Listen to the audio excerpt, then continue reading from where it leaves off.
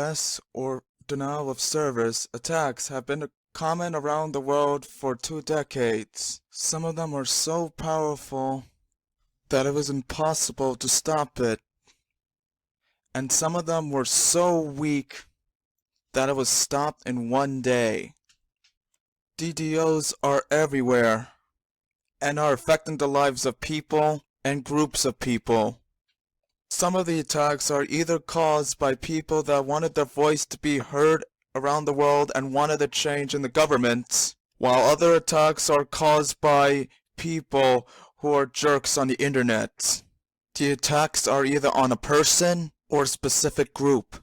Whatever reason why the attacks exist, none of them are as powerful as Operation Mirai IoT Botnet. It was first discovered in August 2016 by Malware Must Die. The attack basically caused problems with channels such as Netflix, Twitter, Reddit, and so many other websites. The attack was discovered by Level 3 Communications, and ever since, the Mirai bots have grown. The attack had a bad effect on a blogger named Brian Krebs, since the attack on his website was at 620 bits per second. The man who caused the attack was unknown, but that same guy would attack Liberia's internet service the next month. The mysteries of the Mirai bots still seemed unknown to this day, and it raised a lot of questions, which is what I'll be asking right now. Number 28, from Smögen, Sweden, Elias Anderson. Number 30, from Oda, Sweden, Henrik Lundqvist. Lindgren trying to move it, does. Panarin breaks wide, feed to Kreider, and he slides it underneath Vasilevsky. Right back ahead now comes McKegg moving in shorthanded. McKegg a shot flexed away and high by Howard. Picked up by McKegg. He scores! Hits him in the shaft to the stick. And Howard has no idea where this puck is. And by the time he finds it, it's in front of the net for McKegg. And he's not able to get down on the ice quick enough or hard enough. And McKegg is able to put it home. It's a nothing shot that fooled Howard once it hit the knob of his stick. And then McKegg puts it home. Pass across. Myers a drive. He fired one. The Blues should have a break. Here it is. It's a 3-on-0. Unbelievable. Shan 3-on-0. Can he win it? They get Schwartz on a 3-on-0. Now I've seen it all. I don't believe it. Oh my. 3 Canucks caught in deep. Binnington with some key saves. Doesn't even think shooting and gets back to the man. Just look at his face and tells the whole story. It's like, you know, like, where am I? Like, what? Wanted to go to the point for CC. Took it away from No. Nylander. Stays on the puck. Goes to the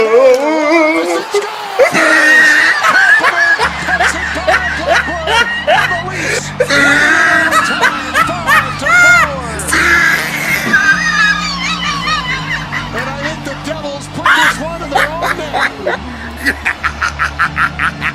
Oh, he tried it.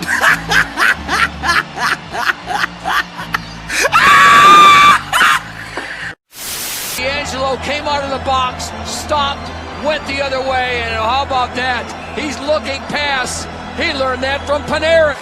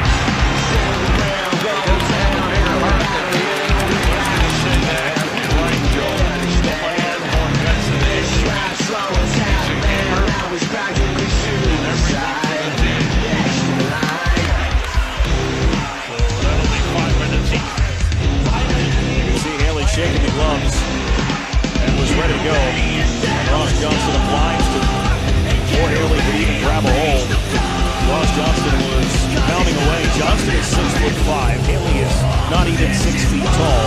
That was the 73rd career fight. Here we go again. It's Matt Martin and Brendan Smith. So 2 fights in the opening 2.5 minutes. As Martin and Smith going after one another. It's the first fight of the season for Matt Martin. And he finally gets the right free, pulls the helmet off of Brendan Smith, and the linesman see an opportunity to get in there. Wow, you talk about a rivalry. My goodness, that's an early start. This is playoff hockey, Brendan. This is what Bobby Nystrom and Todd Gillies and Gary Howard used to get involved with the Rangers. Guys like Nicky Patino and Barry Decker.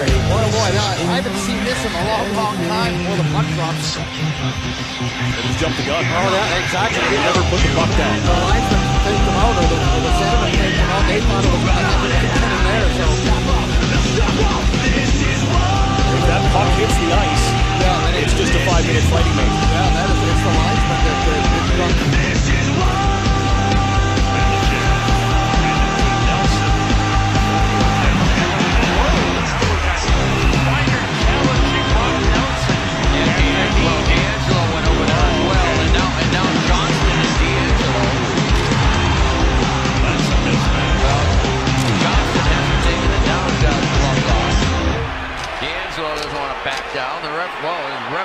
One of the refs just got a left by Johnston.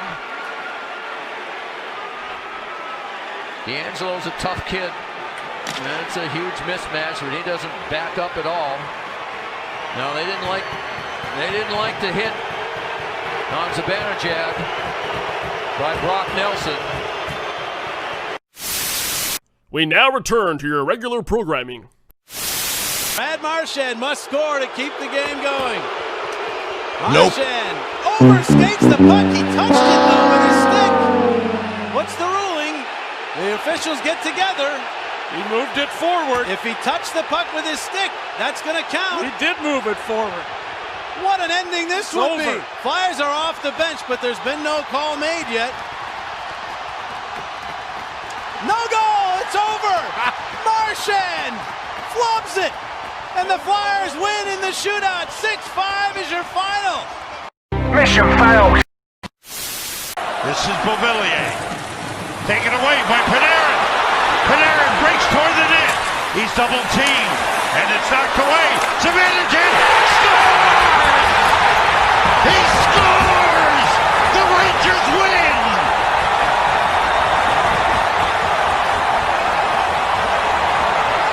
Pastrnak has it with some space now. Pastrnak down to Krug, but not cleanly. Deflected in front. And a good save by Georgiev. Great save. Bergeron was there in front. Oh, and we got a little fisticuffs. Go back after to the dramatic drop. That puck's going to change direction off the stick of Bergeron. Then it's frozen. Lindgren doesn't like it. And then Marchand says, yeah, really? And then Buchnevich comes in. Gathering of the clans. The linesmen step in. What a great play by Georgiev right there, Mike and Mike, to keep that 1-0.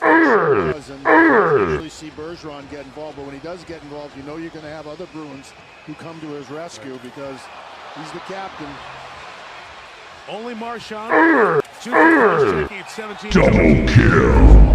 0 for 2. D'Angelo looks toward the net. Feeds Panarin for the shot. Score! Deflected in off of Mika Zibanejad. Penalty call on Kuznetsov. Rangers will get an extra man on. They do. Shot by Zibanejad. He scores! Mika Zibanejad with a big drive. And the Rangers take a 2-1 lead. Both these teams outstanding third-period teams this season. A giveaway to Buchnevich in front. Score! It's a hat trick for Mika Zibanejad. Here comes Capo Caco. Winds up, big shot, save, rebound, score!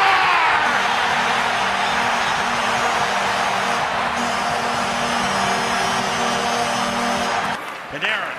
Up the middle, Zibanejad. He goes to the net. He scores!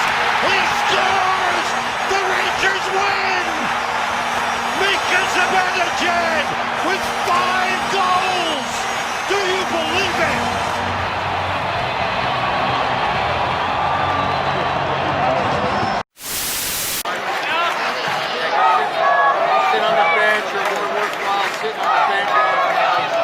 Come on, come on.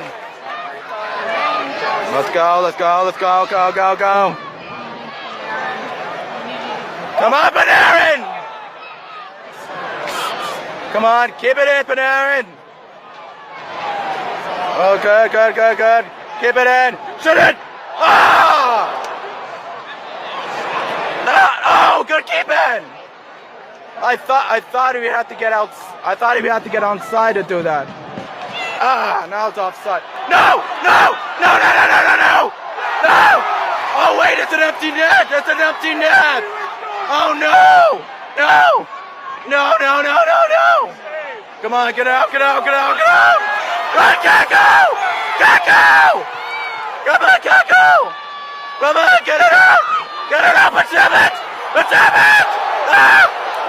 Come on! Give it in! Give it in! Run! No! No! No! No! No! No! No! No! No! No! No! No! No! No! Come on, Trouba! Get it out! Empty net. Yeah.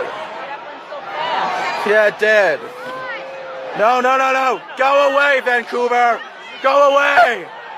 Come on. Shoot it. Shoot it. Shoot it. Shoot it. Come on, come on. Ah, that was too close. Oh, my God. Shoot it. No. Shoot it. Shoot it. No. No, no, no, no, no, no. No, no, no, no, no, no, no. Come on. Come on. Come on. Go, go, go, go. Come on, Panarin. Come on. Shoot it. Shoot it. Come on. Less than 10 seconds left. Shoot it. Shoot it. No. Shoot the goddamn puck. That was too close.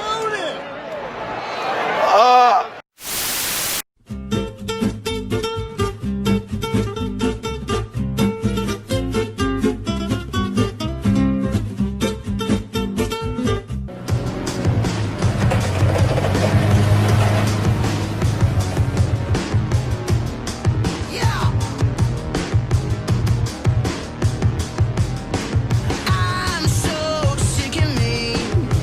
Wake up and hate to breathe. And I pride myself in that. So dramatic, I'll admit.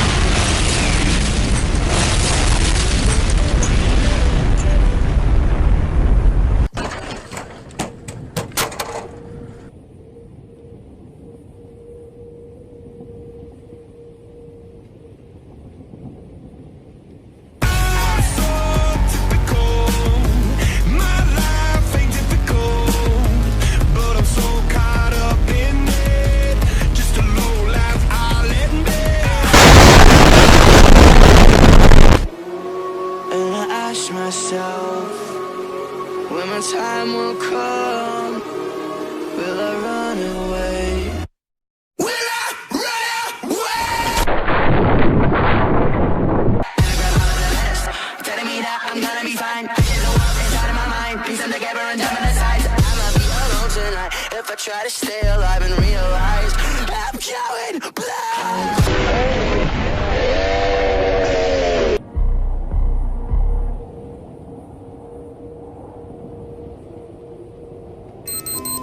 What the fuck?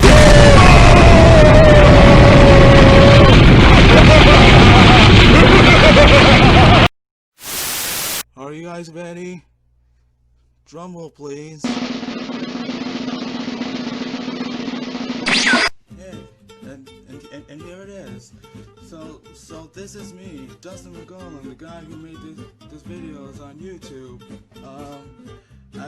As you all can see, I'm a nerd. So for those that just wanted me, that were expecting me to look like an awesome, epic-looking guy and an attractive guy, so I'm sorry you didn't get that. I'm gonna go right now. Just kidding. But so Yeah, I've been doing a lot of things. I've been helping out with the community. I've been loyal to this nation ever since day one. And I'm willing to continue to work on what I need to do. So I thank you all for giving me the support for many years on the path that I'm going through. And I want to thank you for supporting this channel and supporting this nation. The political and government route is what I want to go through, and this is an exciting task for me to go through once I finish with school. Like, after done school, whatever else comes along, who knows? Racism, listen, you can be a racist and not discriminate, right? And then it's kind of hard to kind of identify, but racism kind of like make judgments on people based on the color of their skins. Discrimination means that you have an unlawful, illegal, desperate impact on people based on the color of the skin. And when I say this is that because we had many officers who joined the police department who had hanging nooses tattooed on their arms and things like that. And you see that across some law enforcement agencies. You see Confederate flags and other symbols of discrimination. But it doesn't necessarily mean that while they're in uniform, they committed the acts.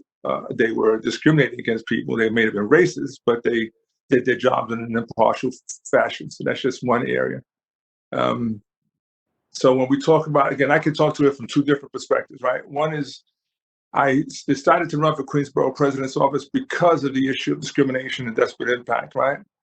And sometimes it's not just people who don't look like us, or some of our own people are just as damaging as people that are not our nationality.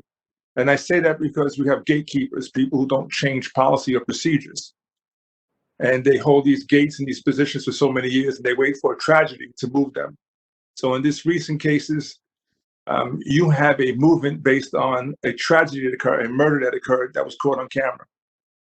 But the fact was, I had these conversations many years before that. Almost close to 30 years ago, we filed a class action lawsuit against the police department, and they settled it out of court for close to $6.8 million, $26.8 million to minority officers. And I felt like this. Let's kind of bring it to current terms. What you had was the murder of Floyd, and then you had Eric Garner case, which was 6 years ago. We were out protesting, exposing the illegal police practices back before Eric Garner. And it took all these elected officials, and again, many of them are people of color who just didn't move the dial. They just would not move the agenda forward. And you took another murder for us to start moving things, and then they changed the conversation, right? What was the initial protests about? The initial demonstrations were about police reform and police accountability. The conversation quickly changed into an issue of race. They took us into an area that had no results. And why I say that to you? Policy and procedure, we can have an immediate impact on. We can change the police department's disciplinary process. We can empower CCRP. We can appoint a special prosecutor to oversee the police department. We can even appoint civilian control of the police department. That's about rules, policies, and procedures. Immediate impact, immediate change. When you had other people change the conversation, it was never illegal for standard by to film police, to videotape police officers. That was never against the law. It was already against police procedures to choke an individual and restrict the breathing apparatus of a person, right? It was already against police department, especially here in New York City, police department's rules and regulations. Now they made it a crime, but what they didn't change, they did not change the disciplinary process, right? That's policy and procedure. They changed the law, but they did not change the oversight of the police department, which means that this will repeat itself. And we'll go to the same situation all over again because we have not changed the apparatus of the police department. You have the census has to deal with detailing our communities, right? To be able to get the resources and the things that we need as a community. Our elected officials can have and should have had a major role in that community outreach and ensuring that every single block had participation in this process, but we don't. They count on two things. They count on lack of voter turnout and lack of participation from the public. Why? Because an active voter base, an active community base means that they have to be accountable to a larger group of people. So when you're asking people to be accountable for what they get elected to do, then you're also asking people to empower communities and give power back to the people. So we have not engaged in that process at all. I am the first American born of Haitian immigrants, say everybody, in my family. And so there has always been a need to push power from the moment I realized that I was being treated differently and then figured out why. When I realized why people yelled at my mother and spoke really slowly, even though she speaks 5 languages fluidly.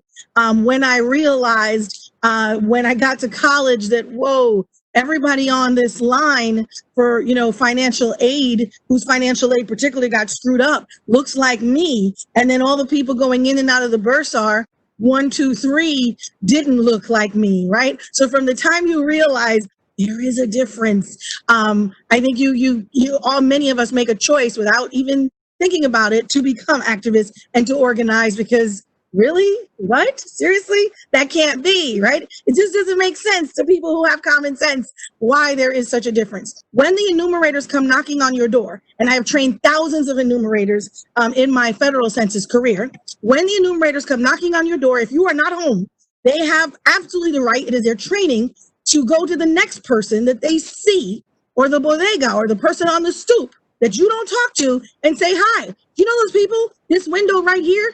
Do you know how many people live there? And that person, the enumerator, doesn't know that you don't talk to this guy sitting on the stoop because he never helps you with the groceries. He's always in the way, and he's always playing his music too loud. And this guy's gonna turn around and go, oh, them?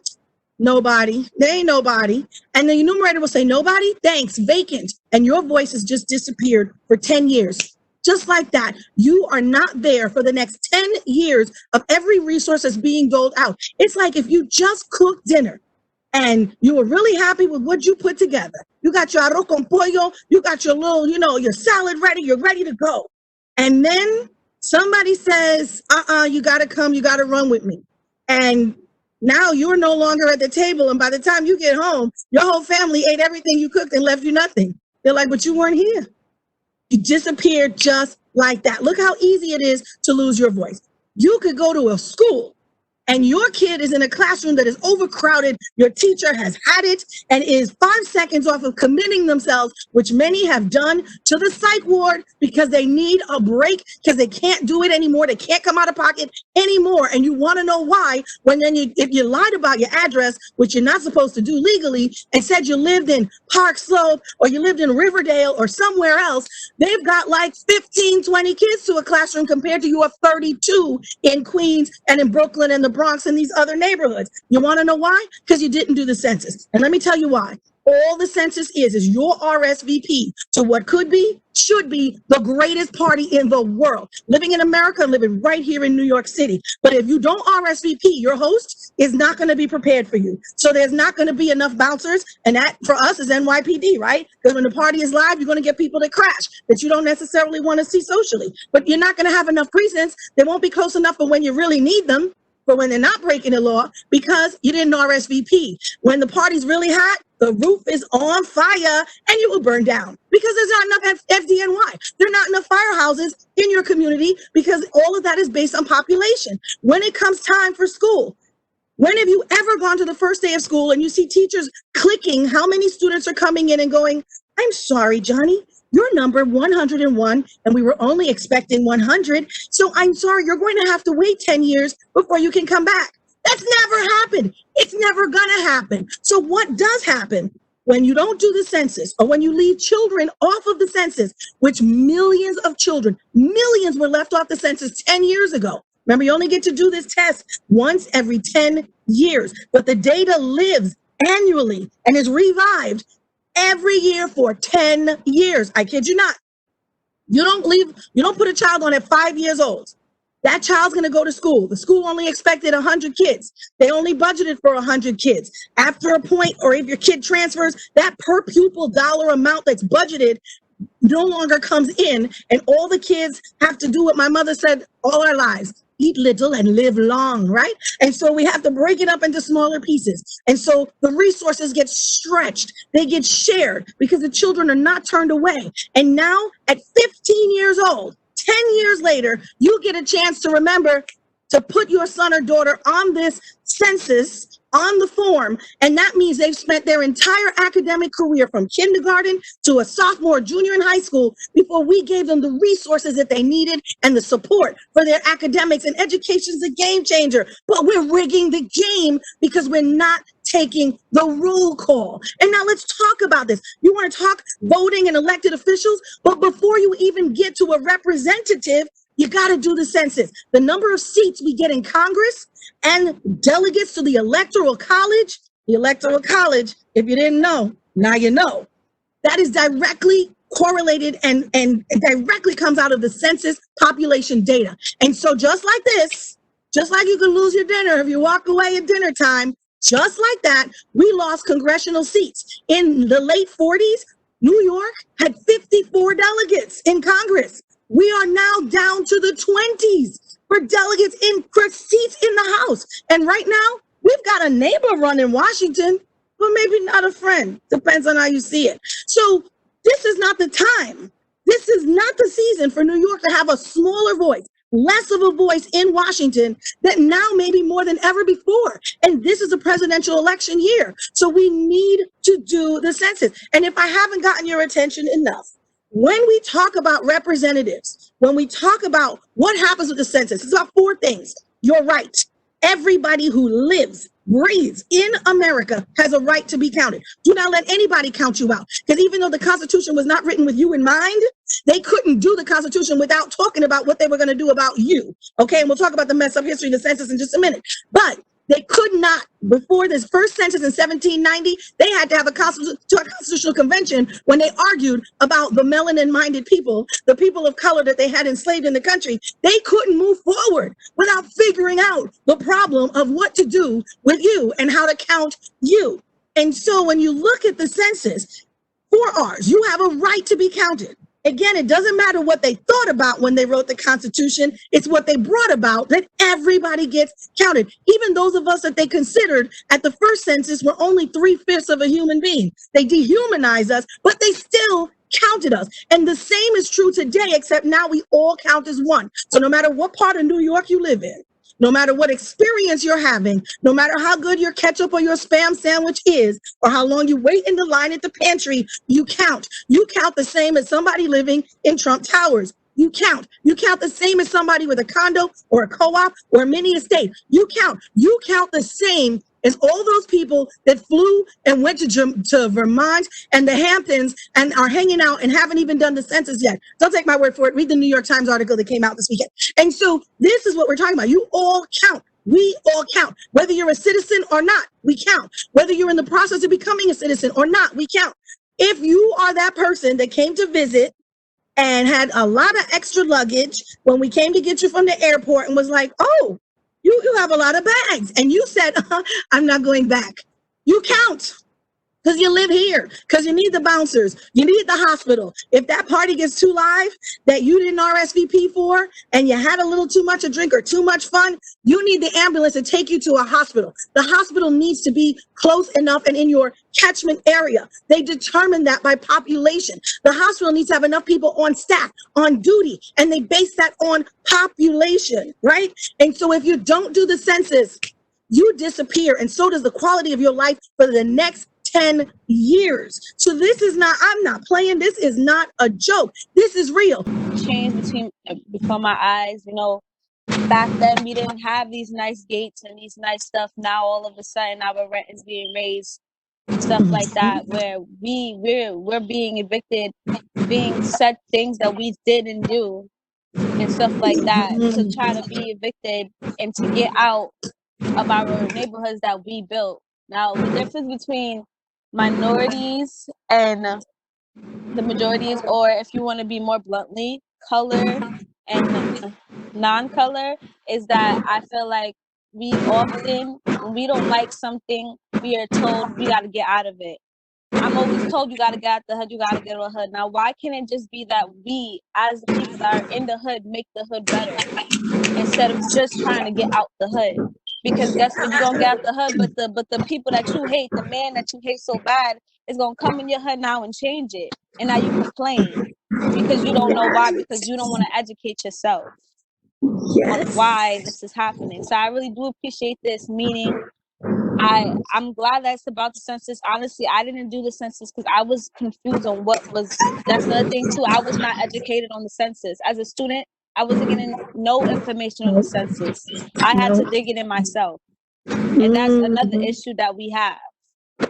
So as you can see, I'm an anti-racist activist, and I fight for a lot of people that are from Flatbush. And I'm an artist, and I do a lot of things that have to do with fighting for the change. So I'm very interested to even work with you.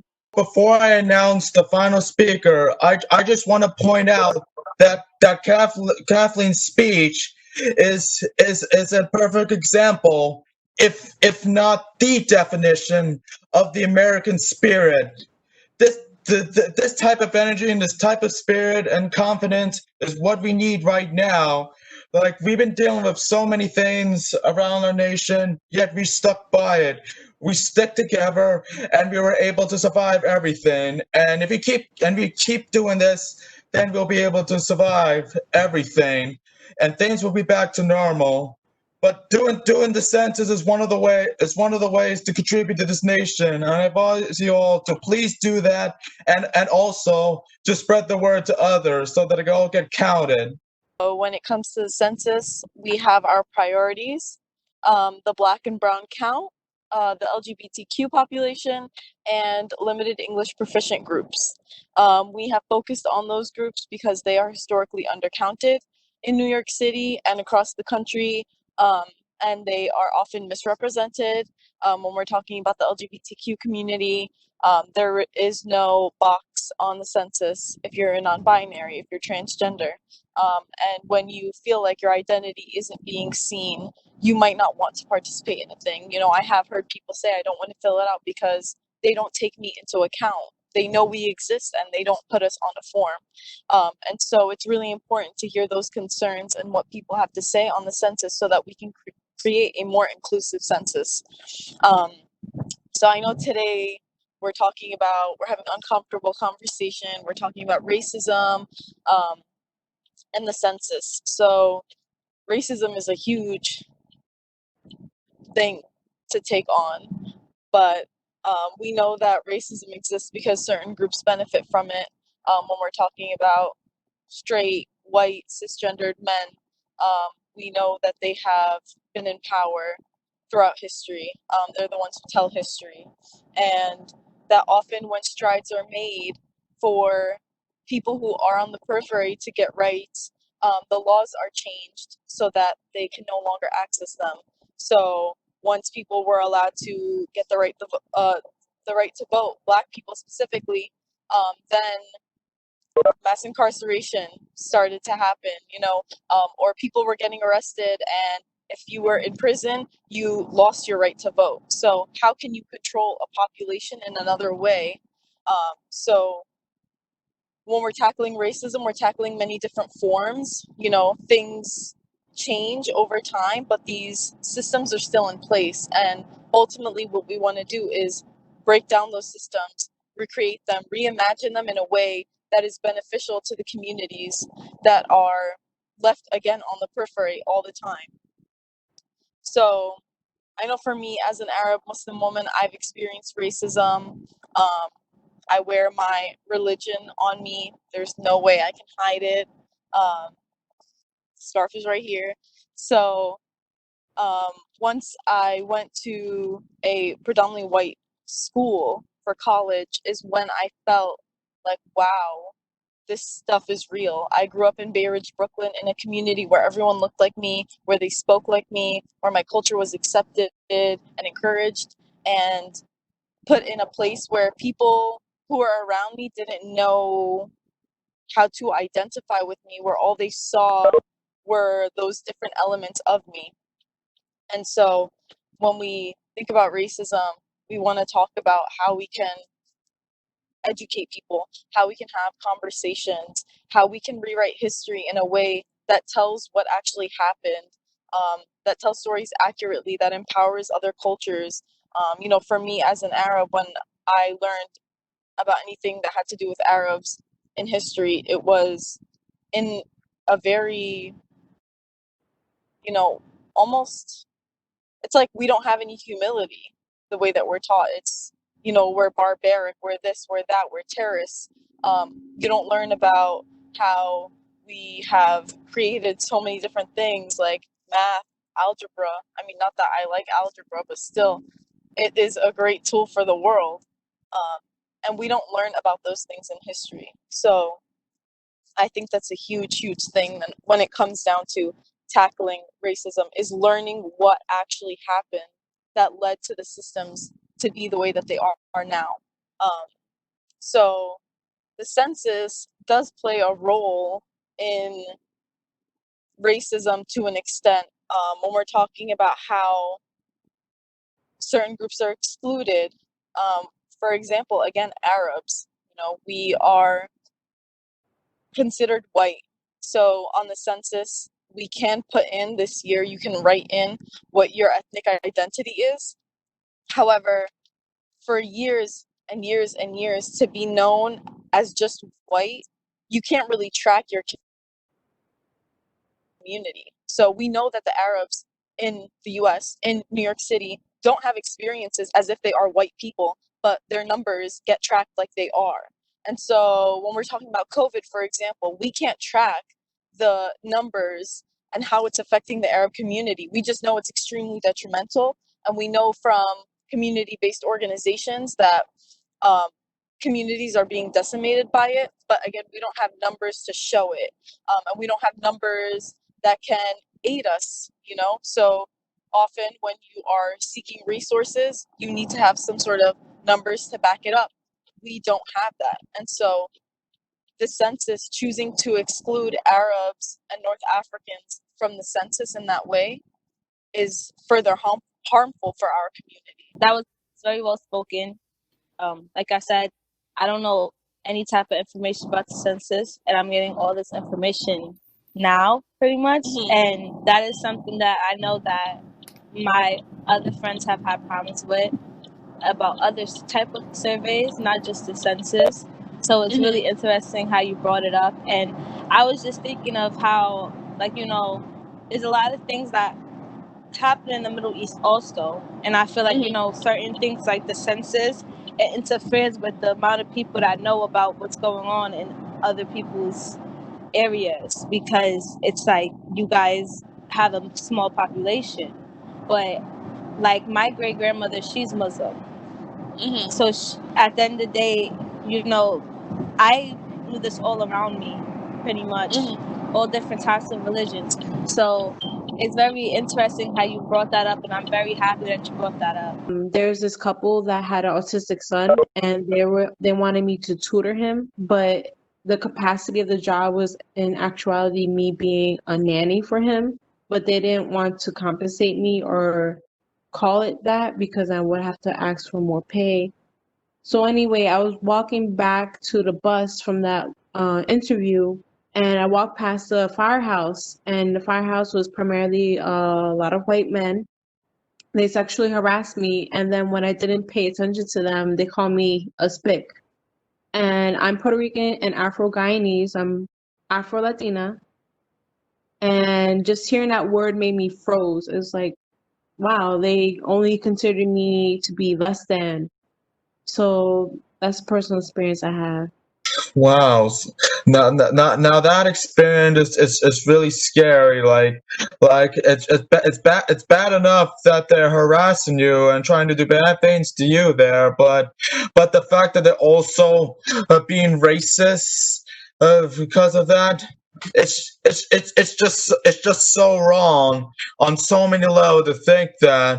And I advise to everyone that has experience like that, like don't listen to those people that judges you for your race or your nationality, because no matter what type of person you are, whether you're white or black or Asian or Spanish or whatever you are, you're all matter, not only to this nation but also this entire world.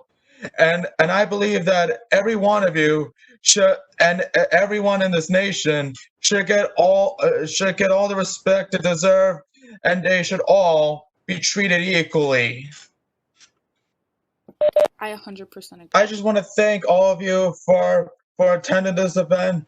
I know this is an event that we've been working on for like a month, and this is an event that we were really excited for.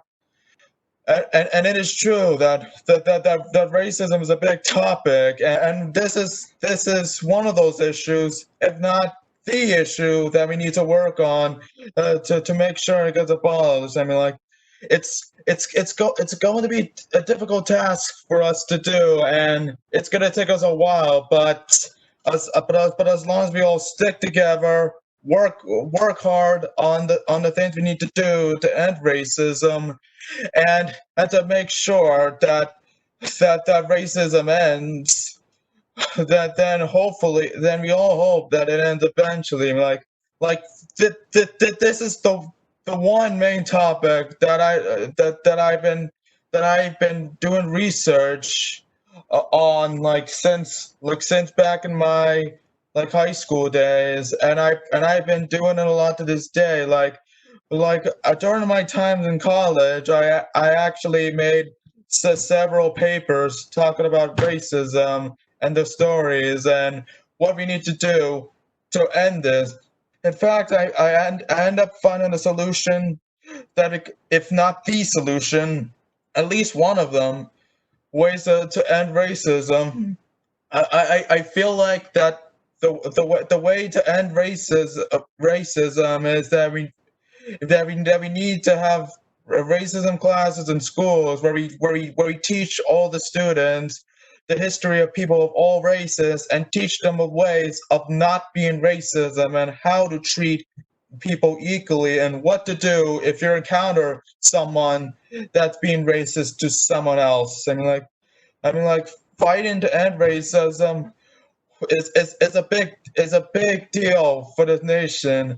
Thank you so much for joining. Yeah, thank you all so much. And please, if you haven't done so, please take the census, and please spread the word about the census. This is an important time in this nation to do this, and we need everyone on board to help make changes to our nation. If you just walked away, what could I really say? Would it matter anyway? Would it change how you feel? Forever is more than just over. If you just walked away, what could I really say? And would it matter anyway? It wouldn't change how you feel. I've officially graduated from college, and I'm officially a college graduate.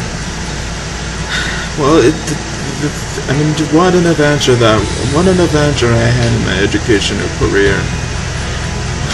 Like, I've been through so much. I've been through like heartbreaks, I've been through Corona and all that stuff.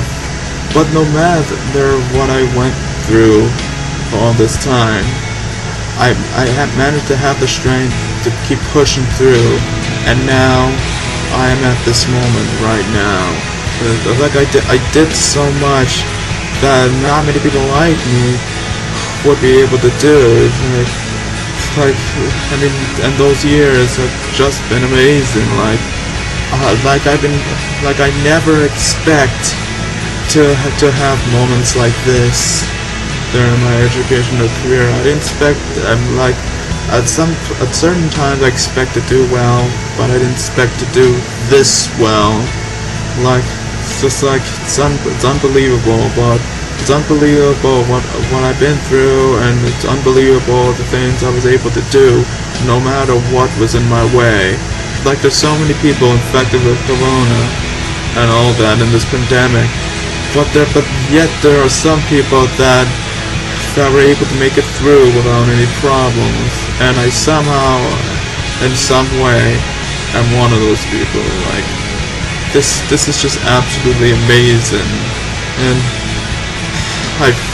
I'm a little bit emotional putting this all together and seeing what happened.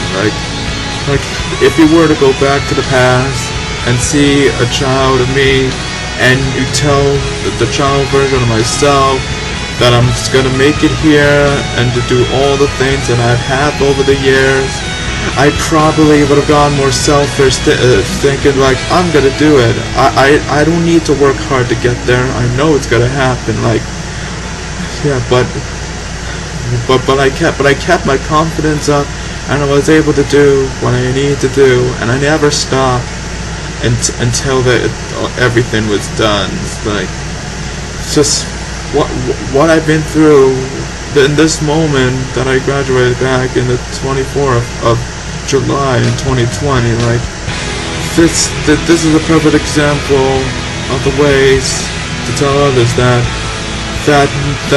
nothing is impossible for what to do. It's like you go through a lot, you're gonna face challenges, and even when things look like it's impossible, and somehow, some way, you're able to push through and get it done. And this is what school did. Like, school and many other things just helped me to grow, helped me become the person that I am today, and it helped me do a lot, like increase my confidence and increase my work ethic, and just all in all make me a better person. Like, this is why school is important for everyone.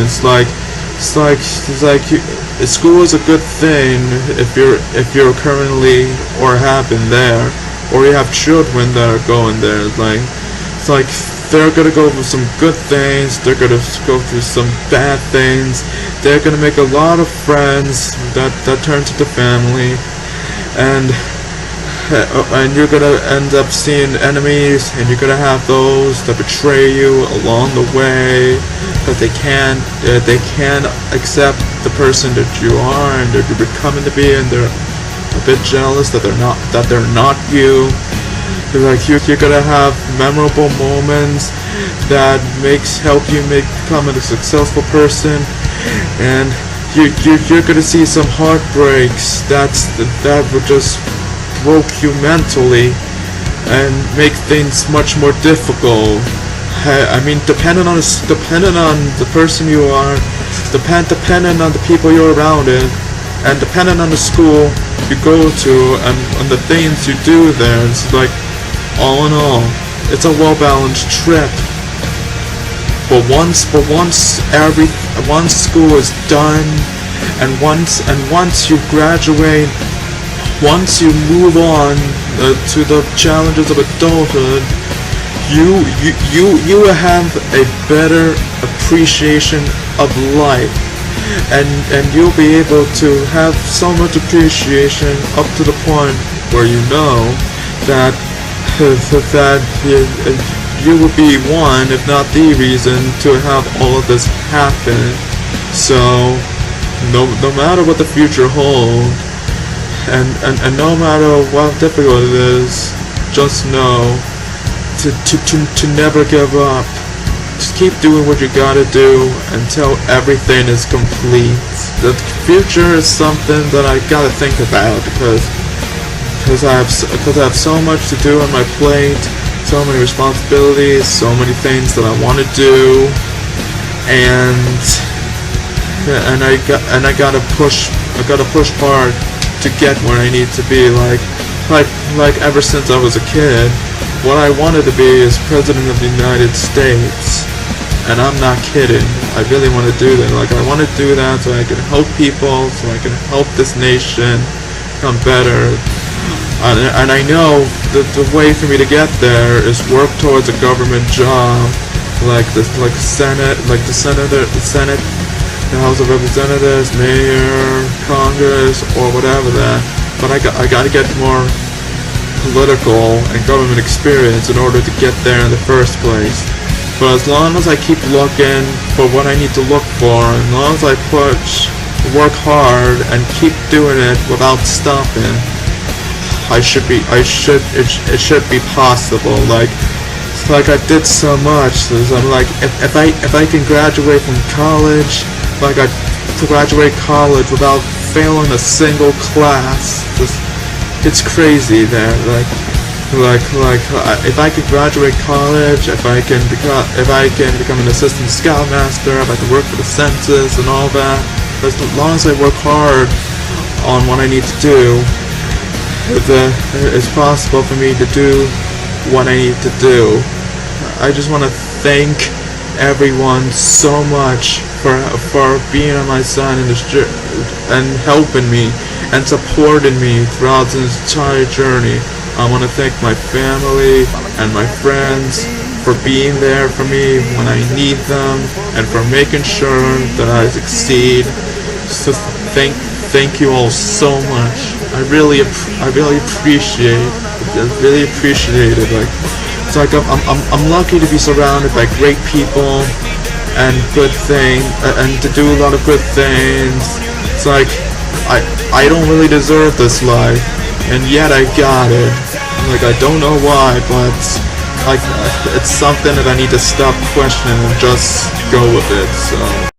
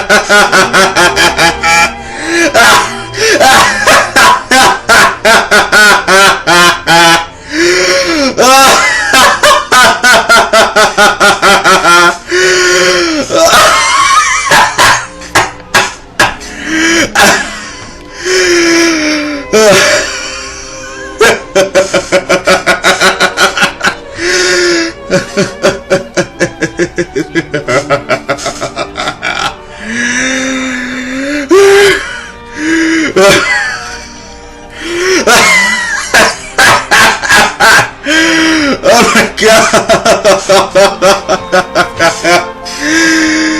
Oh Jesus!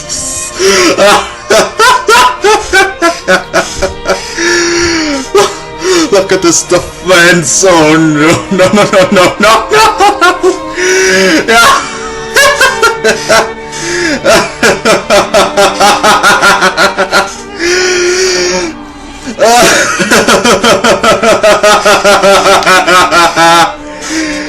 Oh no! Another lead is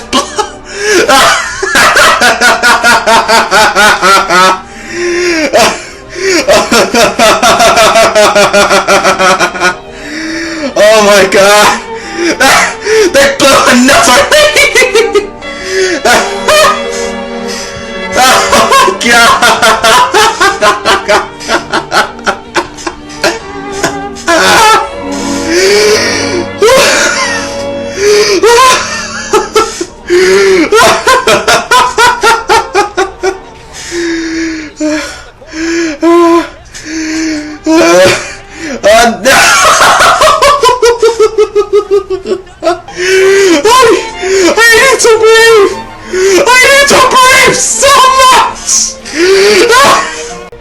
Snyder is being sent to the minors and the public minors.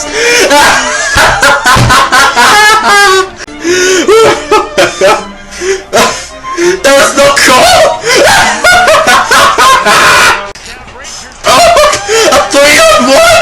It's a 3-on-1. A 3-on-1 short-handed goal on a 5 manager! Oh my god! How many more else could the Devils take in this season? It's been like 2 months, and I don't see any domination here. No way, I have.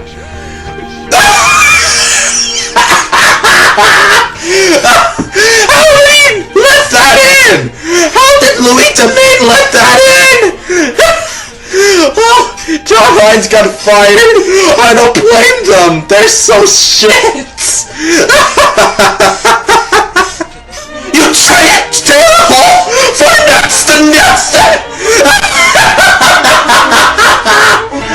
Oh my god, I can't breathe. I can't breathe.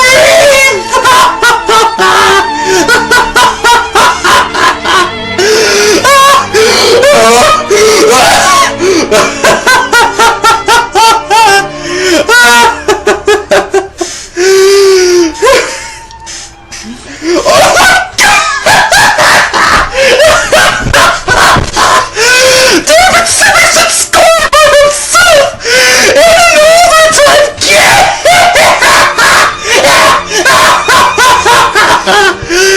Oh my god! Can things even get more worse than that? Cause I think they're at that worse. Oh my god! Holy fuck! This is just too funny! Oh, look, a face-off. They took the puck, and they're gonna score.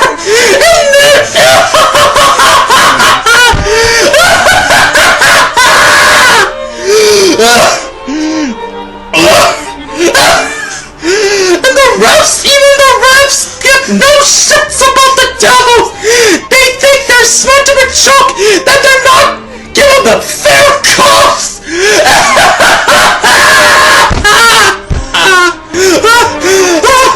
I think I need to go to the hospital because I'm losing oxygen right now. They're looking at this.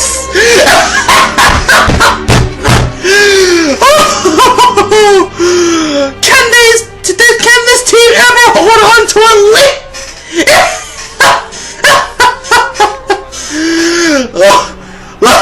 Where's the defense there?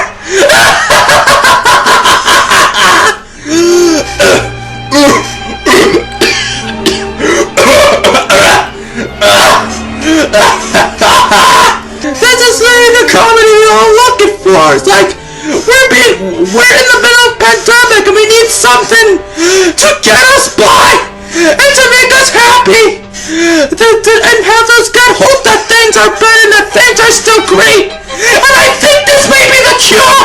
This may be the cure we're asking for. Just look at this.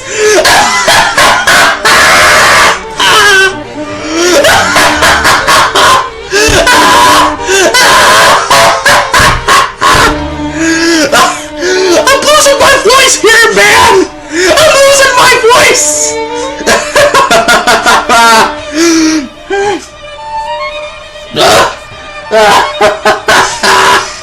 Who will they give up?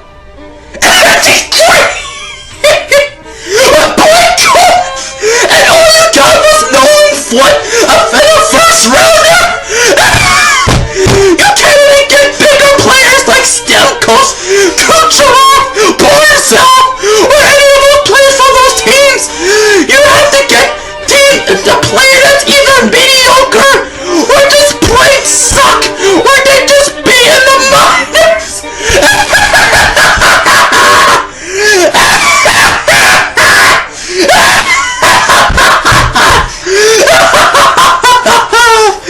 Oh my god! And we thought that Tampa Bay Lightning being the first President's Trophy winning team to never win a single fucking game and get swept in the first round against a team that never won a playoff series would be the biggest joke in NHL history.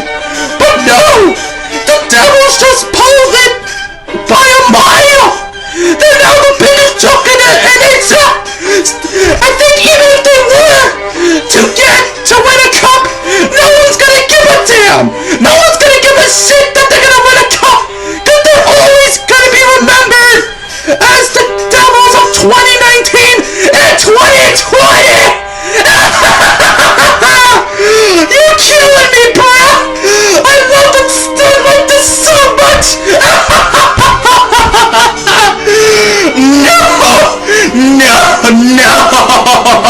Oh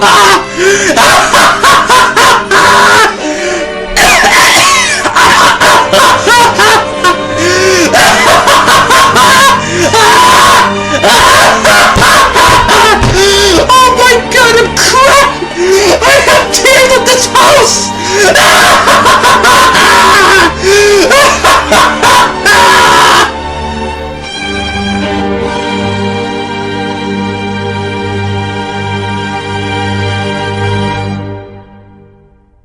The number 7 overall selection in the 2020 NHL draft belongs to the New Jersey Devils.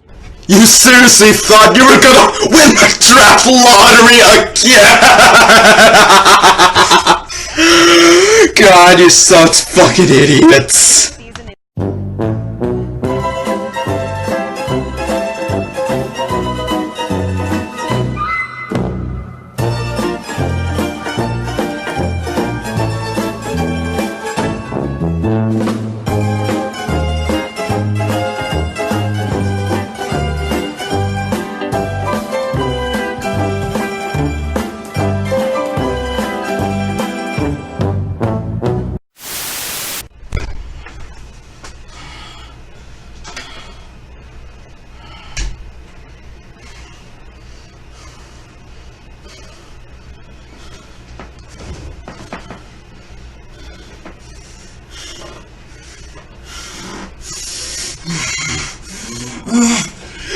The Rangers got swept by a team that they swept in the regular season! 1 week later. The first selection in the 2020 NHL draft belongs to the New York Rangers. Oh my god! Oh, I was thinking they were going to pick them like 8th first and then... Oh my god, yes! Yes! Yes! Oh my god, I got... We did it! The Rangers won the draft! Yes! Yes, yes, yes! Oh my god! Oh my god, yes! We won the draft! It's like we may have not won the Stanley Cup, but at least we won the next best thing. The draft lottery! The Rangers won a thing! Lafreniere is ours! I guess we're getting Alexis Lafreniere. Yes! Now I feel less upset that the Rangers got swept by a team that they swept in the regular season. Because we won the draft! We're number 1! We went from number 2 to number 1! Yeah, now we're number 1! Yes! Rangers win number 1 pick in the 2020 NHL draft! Yes!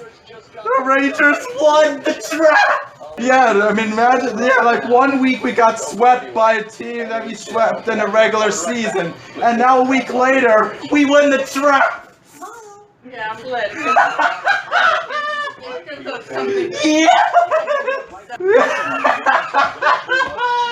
I can't believe it! Hola, sí, saludos a todos. Muchísimas gracias por tenerme en cuenta para este evento tan importante y tan especial. Obviamente nos estamos reuniendo hoy para recalcar la importancia de llenar el censo. Muchos buenos puntos se han hecho de los que he escuchado. Importante no solamente recordar de que la información no se va a compartir, sino de que nunca en la historia de los Estados Unidos se ha compartido. Es un proceso fiable en el cual podemos asegurarnos de que compartir nuestra información será mantenido confidencial. Y como se explicó, la importancia de participar en el censo para mí fue lo más obvio durante esta pandemia. Porque durante la pandemia lo que hemos visto es que muchos de los huecos dentro de nuestro sistema se han visto más revelados y se han visto empeorados de muchas formas. Por ejemplo, para nosotros los que somos padres de familia, yo tengo 2 niños en primero, bueno, estaban en primero y en tercero, acabaron de terminar el año escolar. No todos los niños se les pudo entregar sea un laptop o una tableta para que puedan estudiar desde su casa. Importante para nosotros, entonces, asegurarnos de que tenemos un conteo verdadero de cuántos niños están residiendo en la ciudad de Nueva York. No coincidencialmente, el grupo o la demografía menos contada dentro del censo son los niños menores de 5 años. Es muy importante que los latinos recordemos de que todos los seres humanos cuentan sin importar qué tan joven o qué tan viejo estén. Hasta los bebés recién nacidos cuentan dentro del censo. Y acuérdense que no solamente son fondos para este año o para el próximo año, sino los fondos para los próximos 10 años. Vuelvo a poner como ejemplo mi hijo mayor, Benjamín, va a cumplir 9 años este verano. Él va a entrar a cuarto en septiembre, bueno, si las cosas se dan.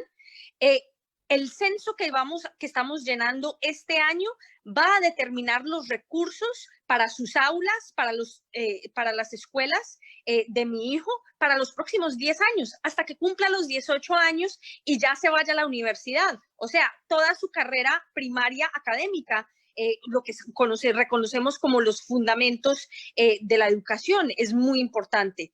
Así que como la educación es igual nuestro sistema de transporte público y mucho más importante, obviamente, nuestro sistema de salud. Desafortunadamente, especialmente aquí en Queens, y para los que no me conocen, yo soy la senadora estatal que represento las áreas de Jackson Heights, Corona, East Elmhurst, partecitas de Astoria, de Elmus, de Woodside, en el Senado estatal. Y para nosotros, ya que tenemos el distrito más diverso de todo el país, hablamos más de 167 idiomas aquí en este distrito, para nosotros poder diferenciar y entender qué necesita cada comunidad, necesitamos de que todos participen, porque esa información se dirige dentro de los tractos del censo, y eso nos ayuda a nosotros a hacer el caso o a formar argumentos a favor de las cosas que pedimos o para nosotros luchar por los recursos que necesitan nuestros vecinos. Así que, por favor, no tengan miedo. Por favor, edúquense sobre el tema, muy importante. Obviamente creo que igual que mis colegas pueden llamar a cualquiera de nuestras oficinas y nosotros los podemos guiar. Más sin embargo, hay números de teléfono disponibles, obviamente en español también, para tener algo de dirección de cómo llenar el censo. Bien dijeron anteriormente de que solo se demora unos minutos, son 10 preguntas, es muy corto, pero el valor de ese tiempo que tú inviertas en llenar el censo se va a multiplicar muchísimas veces en recursos para nuestro país, para nuestra comunidad. Y ya pues en este momento, como tenemos un presidente que no nos responde a nuestras necesidades, necesitamos asegurarnos de que tenemos todas las herramientas posibles para poder seguir abogando por nuestra gente. Así que, por favor, llenen el censo y así podremos seguir luchando por más recursos y ojalá lograr de que esos recursos por fin se vean en nuestras calles. Muchísimas gracias por invitarme. Hola Isabel, muchísimas gracias, no solo por invitarme, sino por tener esta plataforma y esta oportunidad de que nuestra gente escuche un poco más sobre lo que nuestra comunidad ha estado haciendo alrededor del censo. Nos hemos unido en nuestra oficina a varias organizaciones comunitarias, incluyendo también a la alcaldía, para traer a personas que hagan el censo dentro de nuestros propios eventos. Mucha gente de pronto sabe que nuestra oficina se convirtió en un lugar para dar comida durante esta pandemia. Lo abrimos 6 días a la semana y uno de esos días nos ha acompañado la alcaldía para dar esa información, porque desafortunadamente en muchos de nuestros barrios hay internet pero no hay computadora, o si hay las dos cosas no hay el conocimiento, o a veces mucha gente tiene miedo de llenar este censo y dar su información por obvias razones, ya sea de inmigración o porque hemos tenido tantas desilusiones cada que nos dice el gobierno que nos va a guardar la información que a veces no lo hacemos. Pero quiero que la gente entienda que sin esta información, la oficina de la alcaldía, nosotros los representantes, no podemos hacer nuestro trabajo, porque el trabajo de nosotros es hacer llegar este dinero que viene a las organizaciones comunitarias, a las escuelas, a todo lo que necesita el barrio.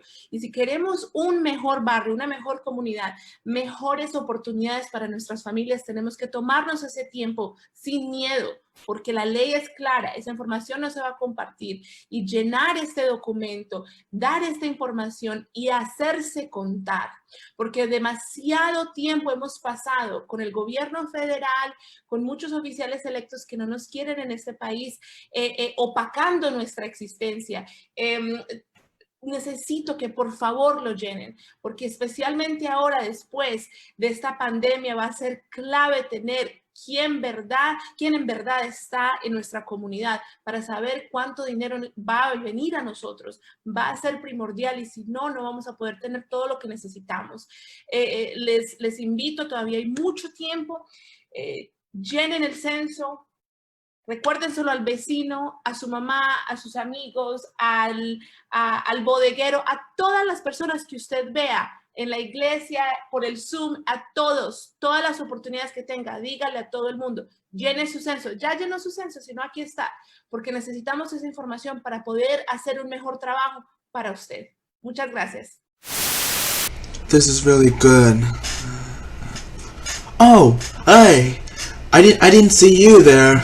You may be wondering why you see me eating food. Well, because we have another census event that I would like to share, and it basically funny enough happens to involve food. I hope you're all hungry for this. So grab your appetite and food if you're eating while watching this. With that, here is the culture and cuisine and the census. I hope you enjoyed the dishes you're about to see and learning about cultures and story about immigrants and all that, because especially the dishes, it's really good, and I encourage you all to bear with us while watching this. So I hope you enjoy. So thank you, and remember, use your senses. Take the census. Thank you, and enjoy this event. Now, if you'll excuse me, I'm gonna continue enjoying this chicken burrito.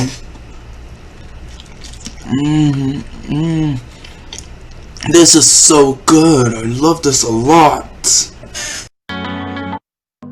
My name is Nora, and this is feta, a traditional Arab dish made of garlic bread, rice, broth, and meat, topped with tahini sauce and salad. This dish is typically eaten during Eid, which is a religious holiday for Muslims. I fill out the census to make sure that the Muslim community gets counted and represented. Our voices deserve to be heard. My name is Samira, and here I have a dish I recently have been loving: banana pudding. Banana pudding is amazing for all age groups, from kids to the elderly. I'm filling out the census to make sure there's enough funding for both my grandma and niece for the next 10 years. These groups are underrepresented and deserve to be counted. My name is Fahim Hote, and here I have a traditional Albanian dish called baklava. This dish is so delicious, and it reminds me of my childhood. I am filling out the census to make sure that there is enough funding for all the children and all the schools. My name is Antonio, and here I have one of my favorite dishes. Here's one of my favorite dishes. This dish is important to my Italian heritage, and funny enough, often includes eggs instead of meatballs as a nod to Italians not being able to afford meat, or so my mom tells me when she makes the dish on Sundays. I am filling out the census so communities can have proper funding for entities such as food pantries and food programs, among others. My name is Caitlin. I have a tasty dish here of dumplings filled with tofu, shrimp, and vegetables. And then on the side, I have a homemade sauce made out of soy sauce, vinegar, and chili pepper flakes. My name is Alejandrina, and this is ceviche de camarones, served with fried plátano on the side. This citrusy seafood dish is a traditional Ecuadorian dish It represents my Ecuadorian heritage, but also my broader Latin American community. I fill out the census to make sure that Latinos get fair political representation, so that our elected officials advocate our true concerns, and not somebody else's agenda. My name's Tiara, and I enjoy eating vegetable Thailand gyoza. It has cabbage, carrot, chives, green onions, and I enjoy having coconut aminos with it.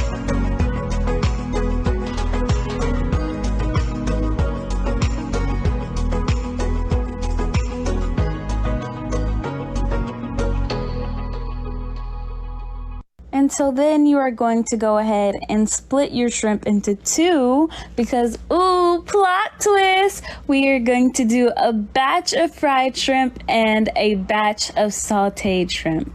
Once I had that split up, I went ahead and I seasoned my shrimp. I cheated a little bit and I used a seasoning packet. And it had garlic powder, paprika, Old Bay, all that good stuff. But you can season it however you would like. I went ahead and I mixed the seasoning all around on my shrimp because I was going to let this sit. For my sauteed shrimp, I went ahead and turned the seasoning into a marinade. So I added a little bit of oil and then I massaged that around. And you're going to add it you don't want it super oily, but you definitely want a little bit of moisture in there. And then to go ahead and cut that oil and not make it greasy, you're gonna add a little bit of vinegar and stir that around. I also did add some hot sauce to this one because that's like vinegar as well. So if you don't feel comfortable adding plain vinegar, you can add hot sauce and get a little spice from it as well.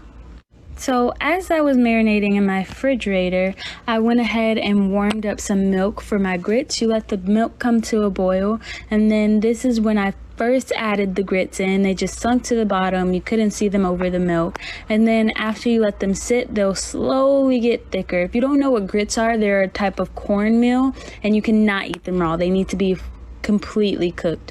They're going to be creamy by the time they're done. And then back to our shrimp. For the fried shrimp, I'm going to go ahead and bread them. And that's just a little bit of seasoned flour and our shrimp in the bag. I seasoned the flour with the seasoning mix we used before and a little bit of salt. And now you're going to shake, shake, shake, shake, shake.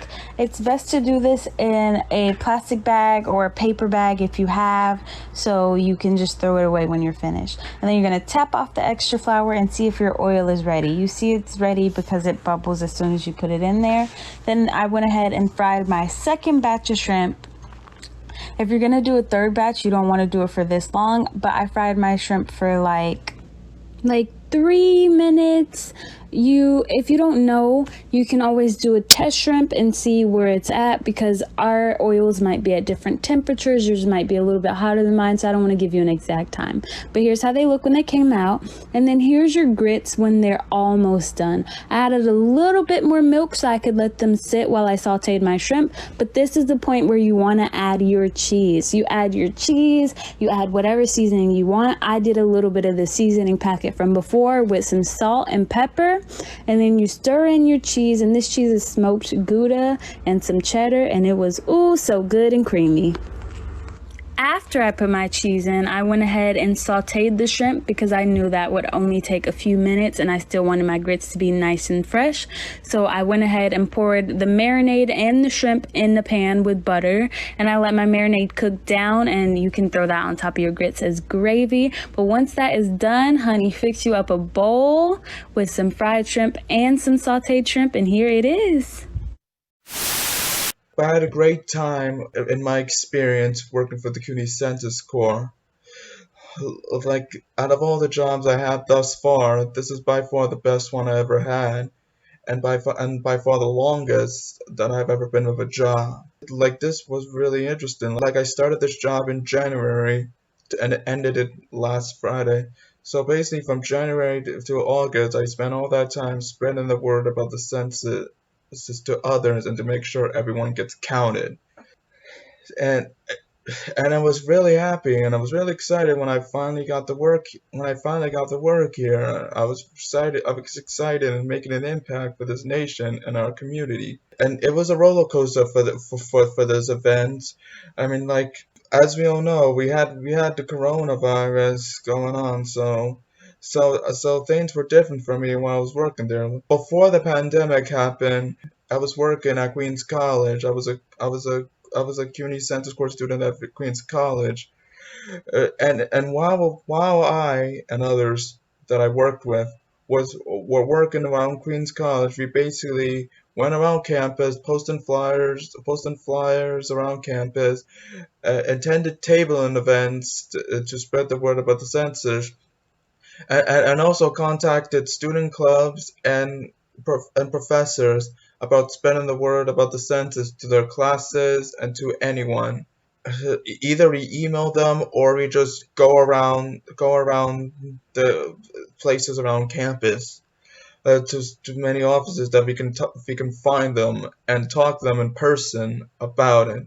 Like, the experience during there was great, and that was something that I wished the whole time. Like if the pandemic didn't happen, I would have, if the time was there, I would have spent that time going around all around New York City, helping out, contributing to census events. Like, there were several census events that were planned, like in Brooklyn, Manhattan, the Bronx, Brooklyn, Staten Island, and all of that.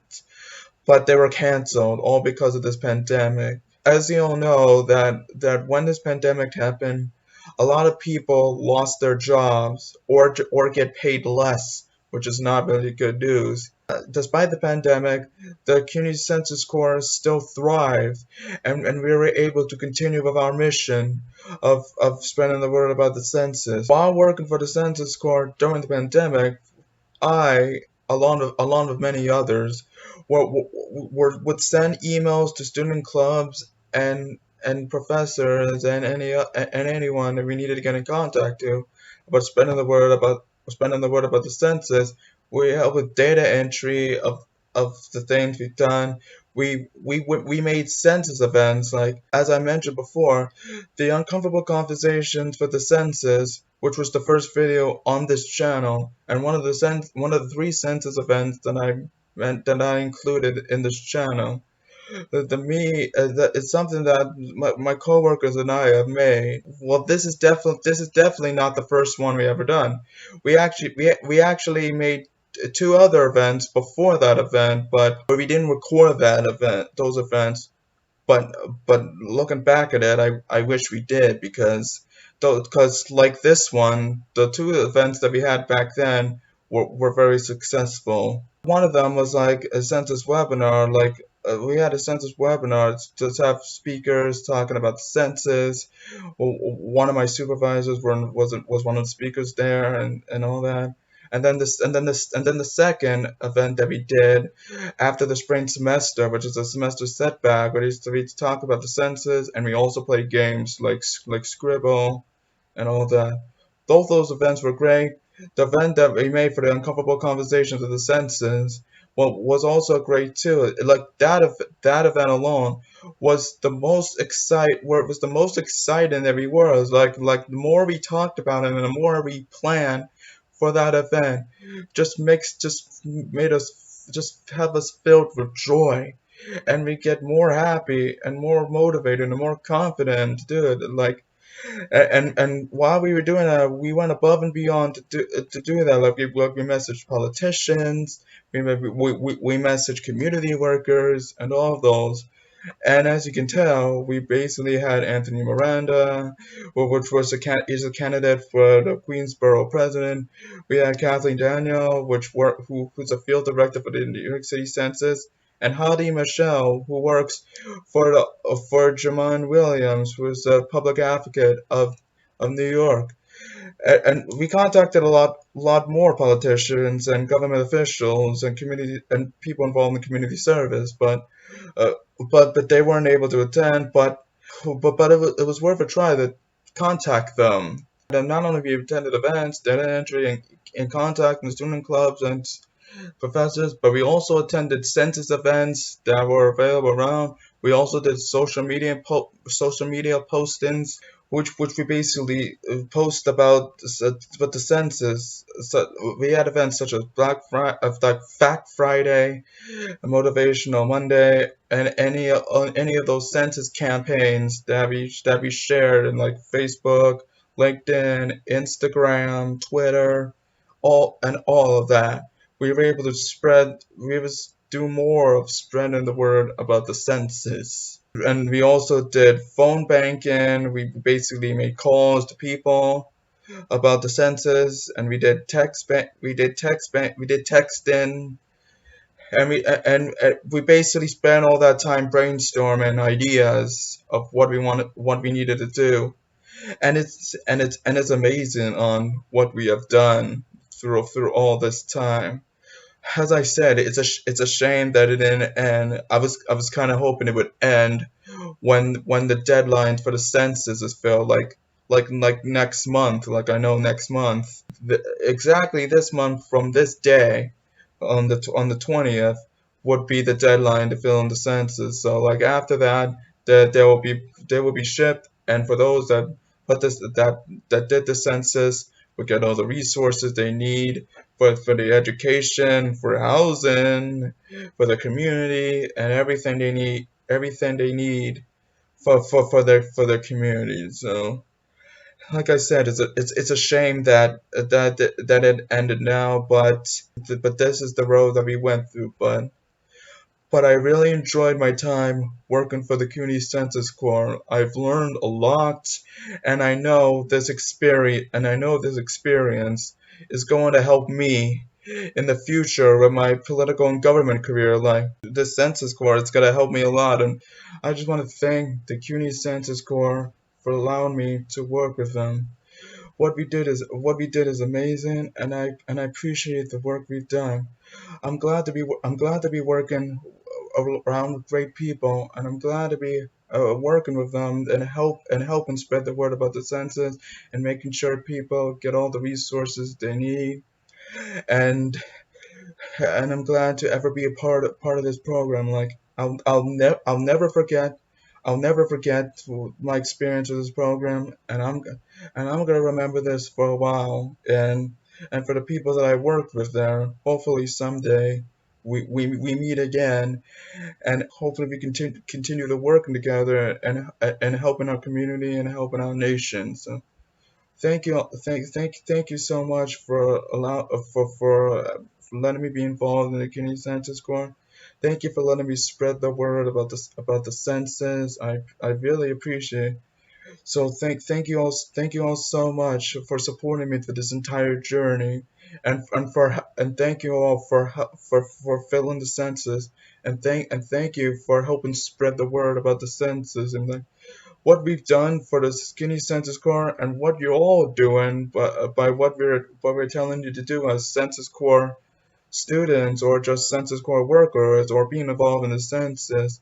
It's leaving a huge mark in this nation, and it's creating an impact on this nation.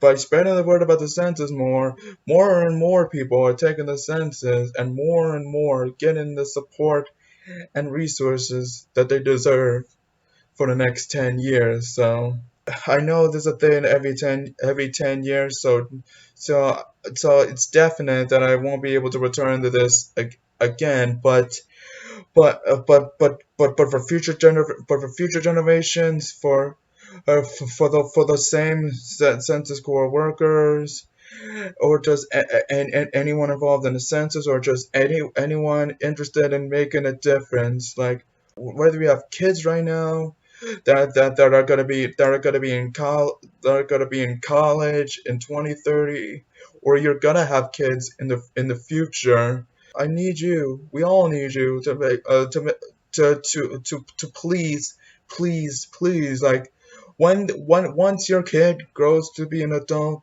once they're in college, I want you to encourage your kids to work for the CUNY Census Corps.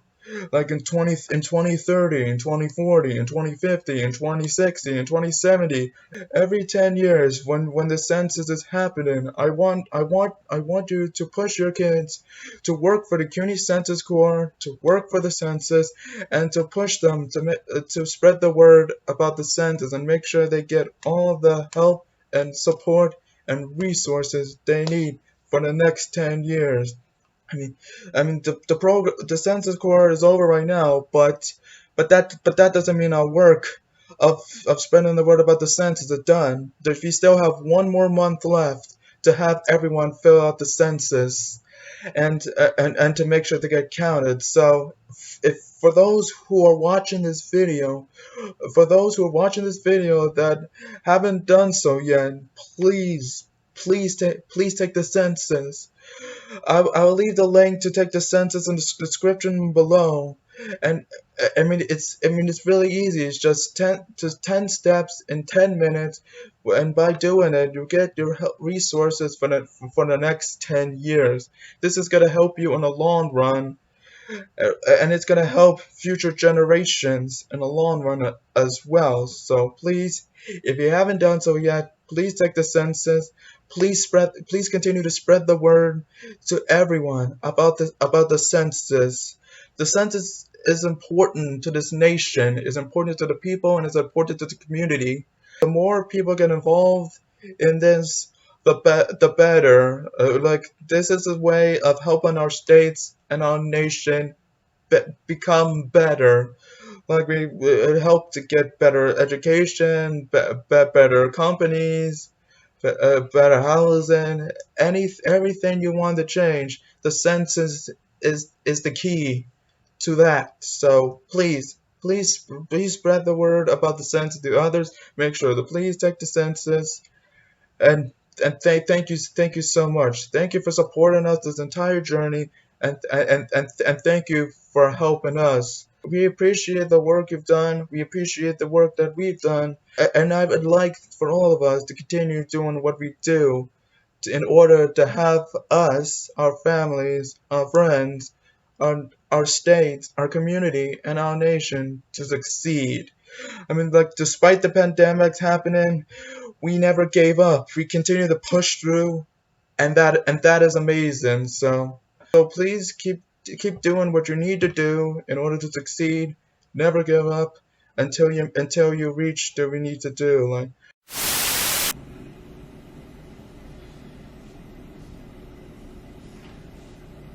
Sorry, I just literally lost my spot there for a sec. Whoa.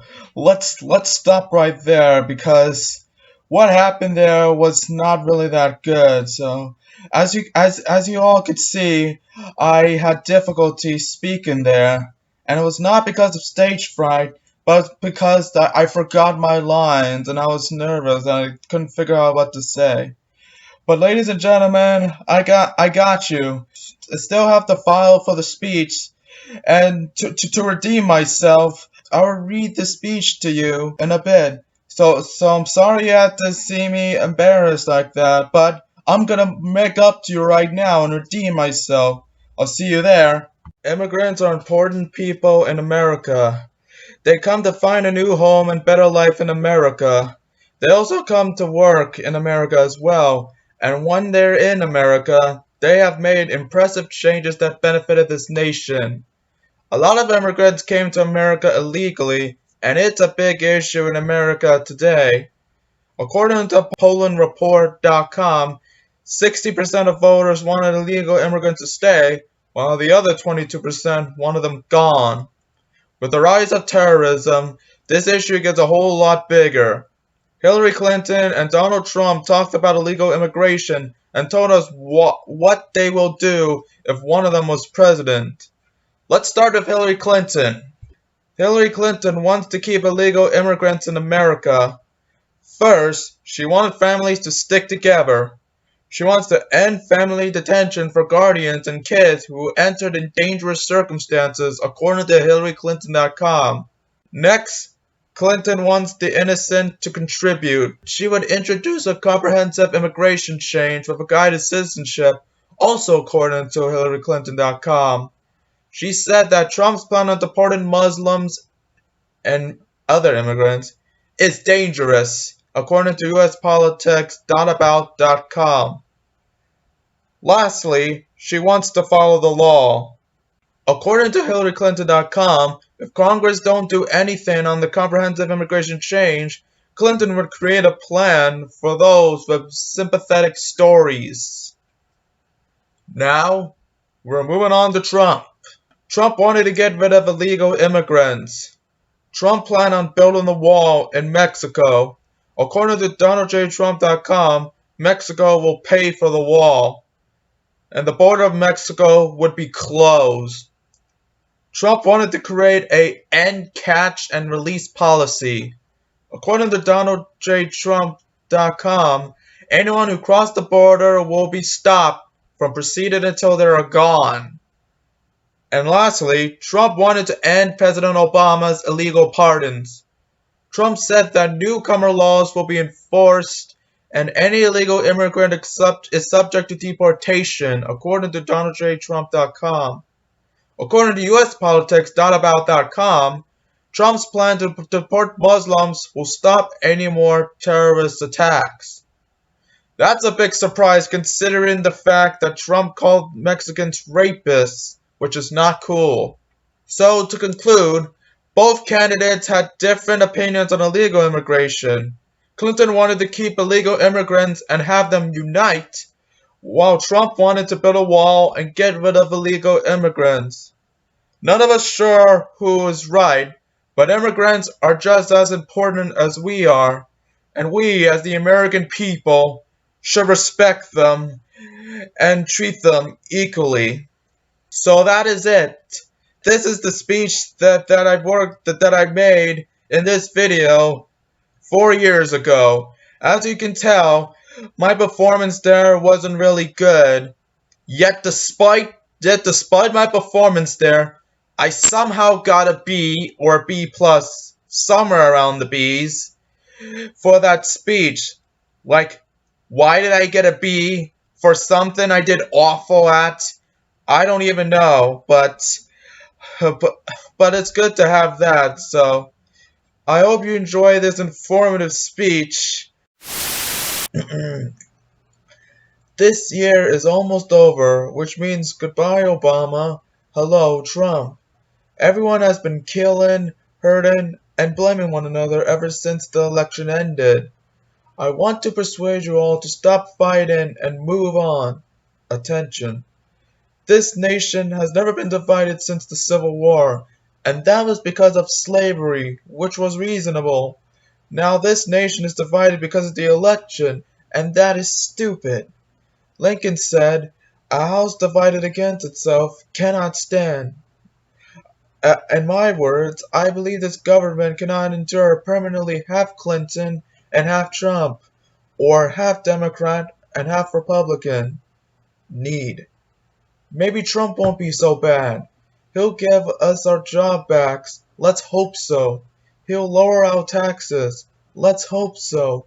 He'll make America great again. Let's hope so. Satisfaction. Want America great again? Stop fighting. Trump's bad, but at least he's not Hitler, Hussein, Bin Laden, or any of those bad, dangerous people. I've seen enough of one civil war, and I do not wish to see another. This fight settles nothing. Visualization. Please, stop fighting. This is the United States of America, and as that nation, we must work together no matter the challenges we will face. Action. And that is it. That is my first persuasive speech for the public speaking 106 class. I'm sorry you didn't get the footage of me actually doing the speech in 2016, but at least I've found a way to make up for that. Now, as you can tell from my speech, let's just say it backfired. It fell apart. I mentioned that Trump's bad, but he's not that bad. Well, so much for that. it's I mean, like, as the years pass, like, he just got worse and worse. We're up at the point where we have this lot of protests. We have a pandemic that we want to end quickly, and statues are taken down, and all of that. Like, it's just not a good place to be right now. I mean, like things have gotten worse and worse when Trump got in office.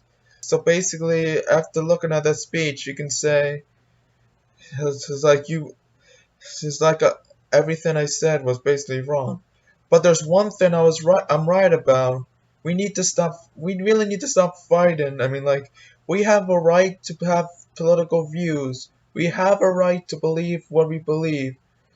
Like if you want to disagree with each other, that's fine. But do not fight or kill each other. Like, violence doesn't solve anything. What does is negotiation, reform, compromise, and diplomacy. Those are the things that solves our problems. Like, no violence. That's not how America works. I mean, like we disagree on one thing, and if we disagree about it, we put it to a vote, and if we're not satisfied with the results, we'll make a compromise. That's the right way. That's what we're taught to do. Not by killing each other, insulting one another, and killing each other. Like, and we don't want any of that. Like, it needs to stop. And it needs to stop now. And as you all know, this was taking place at an election day, and our last election day. Now it's 2020, and we have another election. Since we're on the topic of election day, I advise you all to when election day comes along, to please vote for Joe Biden. Like, Joe Biden really needs to win in this election. I mean, like he's able to do more things than Trump has done, and he's the kind of dude that can make promises he can't keep, and even for his phone, he unlike Trump is able to admit that the things he's done is wrong, and he'll apologize for it and try to do better. Because we all obviously know Trump's none of those things. Like whenever it's his fault, he blames others, and he doesn't admit that what he did is wrong and all that. That's not who should be running this nation. We need a guy that can help the people, that can help this nation, and to help us feel that we matter. So please sign up for voting online, and please vote for Biden. We need to stop the violence that's going on in America, and we need to make things better here. And voting for Biden is another way. And another way is to have, if you haven't done so already, please take the census. It can help us for our education, our housing, our jobs, and all of that for the next 10 years. Last time I looked on the results a couple of days ago, New York is 36th place out of all the states in taking the census. We really need to push it up. We need to do more of that. We have 1 month left to get it done. So please get that done if you haven't done so already, and please spread the word about the census. They are really important, and it would be great to have all of us play a part in this nation. Ladies and gentlemen, I am officially volunteering with Shaylee Severino. In case you want to know who she is currently a candidate for the New York City Council District 32 in 2021, which is next year. Now, you may be asking what we're doing in this campaign. Well, in this campaign, we are planning on making changes that involve working together, changes that involve being united, and changes that are consistent. Only by networking, building, and learning new skills, we will be able to become more civically engaged, push progressive legislation, and empower underrepresented and underserved voices. So that's what the campaign is. And I'm really excited to be part of this campaign and to help out and to help make changes to this nation and our community. I'm really excited to be part of this campaign. I'm excited to be part of this team, and I'm willing to do everything to make sure that our mission becomes successful, to make sure she wins for the City Council District 32 in 2021. I hope we can work together to make changes to our community, our state, and our nation. When 2021 comes along, please vote for Shayla Severino. The Tuukka Rask news is unbelievable. I mean, yeah, it is unbelievable. And apparently one of the comments says, it's Tuukka Rask. It's definitely believable. I mean, yeah, I mean, it's definitely unbelievable, the Bruins, because, they basically left, opted out when they needed him the most. But again, you can't really blame him. It's one thing to opt out before you start playing. No problem with that. I fully understand guys want to choose family. It's another thing to do it in the middle of a playoff series in a bubble with no positive COVID tests. Ship them out on time. Really?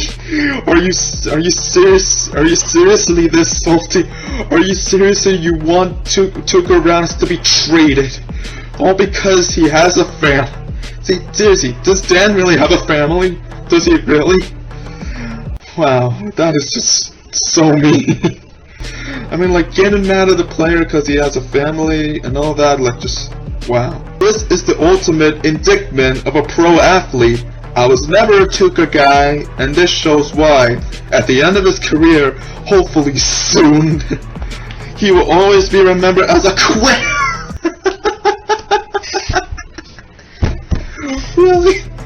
You're really gonna call him that because of family and all that? Are you forgetting that Tuukka Rask would also be remembered as the Rookie of the Year in 2010 when Tim Thomas was not good anymore? The guy that brought the Bruins to the Stanley Cup Finals in 2013. The guy that brought the Bruins to a President's Trophy in 2014 and 2020. The guy that won the Vezina Trophy, I think.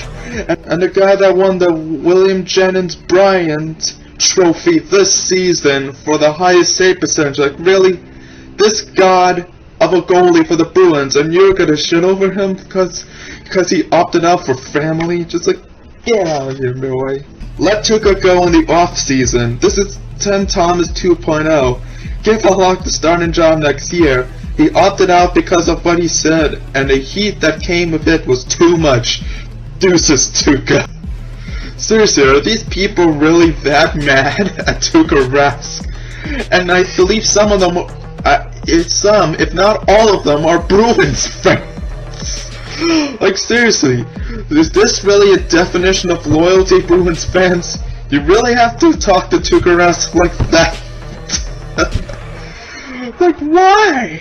Why do you want him gone? This makes no sense. Let's make a few things clear. Tuukka Rask has every right to opt out and return home to his family. That is true. He does have a right. He doesn't owe anyone an apology or explanation for his decision. Well, he did apologize that he left, but you can't really blame him because he has emergency with family, which leads to the third point.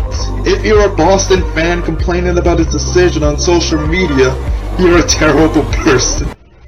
Facts. That is true. If you're a Bruins fan and if you're talking dirt about Tuukka Rask opting out for the playoffs and saying stuff like, it's all his fault that he did not win the cup this season.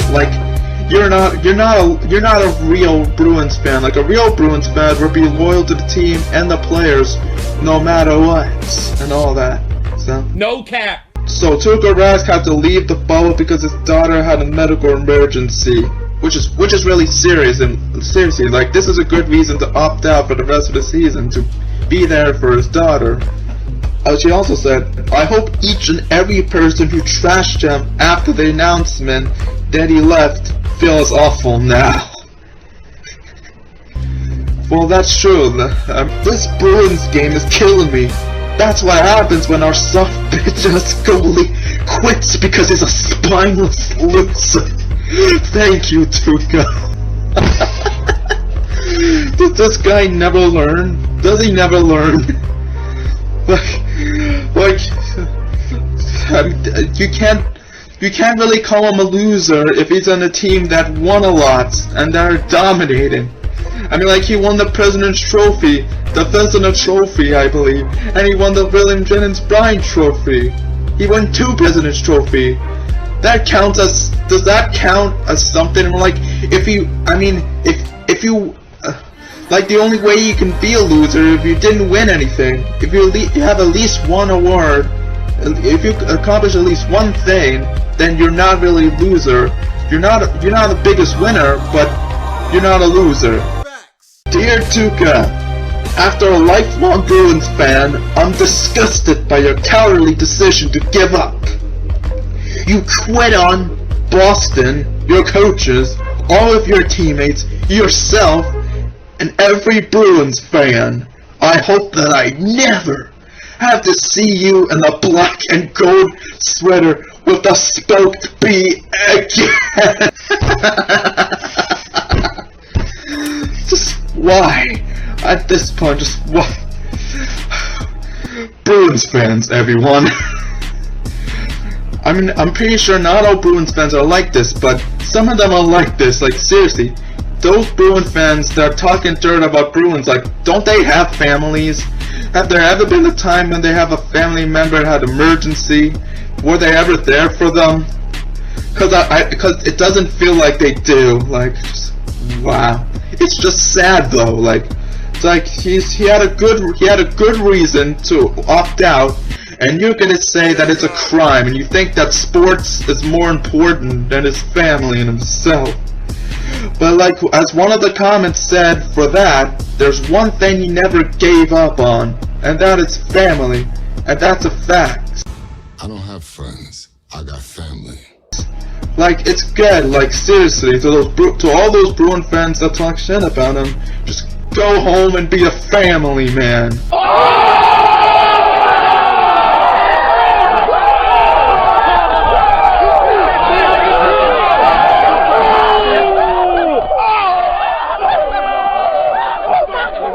Or family woman if you're a woman, if you're a Bruins woman talking shit about Tuukka Rask. Tuukka Rask, if you're watching this video, I'm so sorry about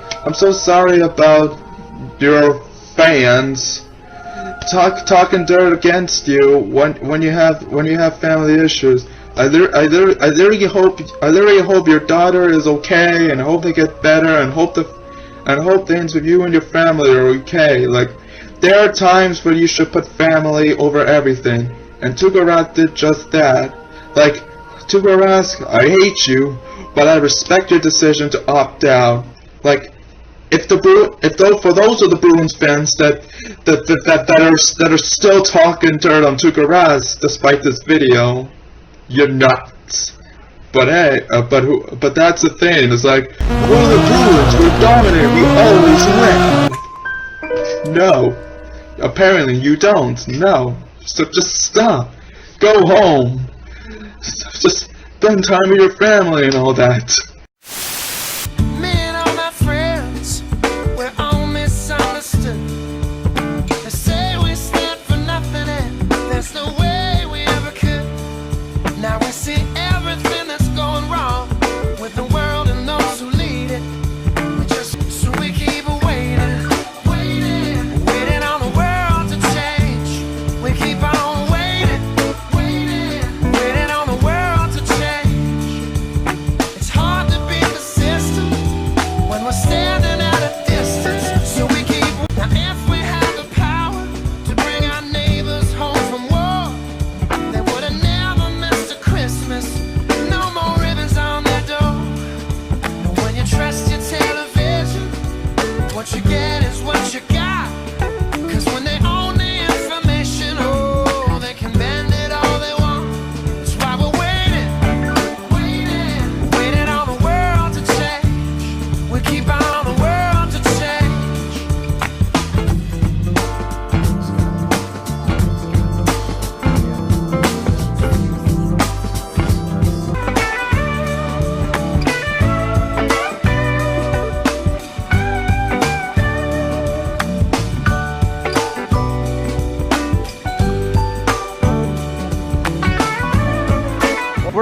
making good progress right there. A lot of people came along, and a lot of people met with the candidates, and a lot of them talked about voter registration and the census.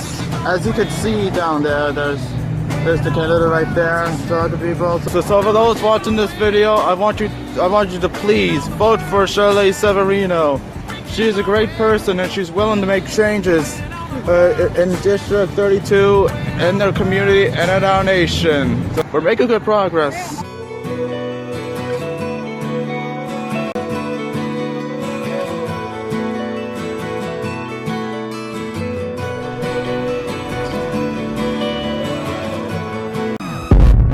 Waking up to ash and dust, I wipe my brow and I sweat my rust. I'm breathing in the chemicals. I'm breaking in, shaping up, then checking out on the prison bus. We're making good progress with this campaign. We're making good progress with this event. I'm glad I'm able to be a part of this and help out. So again, please vote for Severino.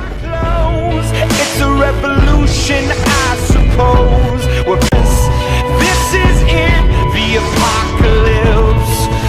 Whoa, I'm waking up. I feel it in my bones. Enough to make my system blow. Welcome to the new age. To the new age. Welcome to the new age. To the new age.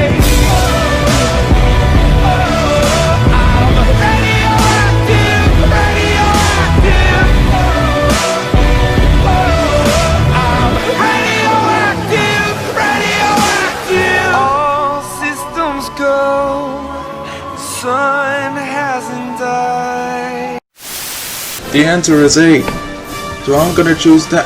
What?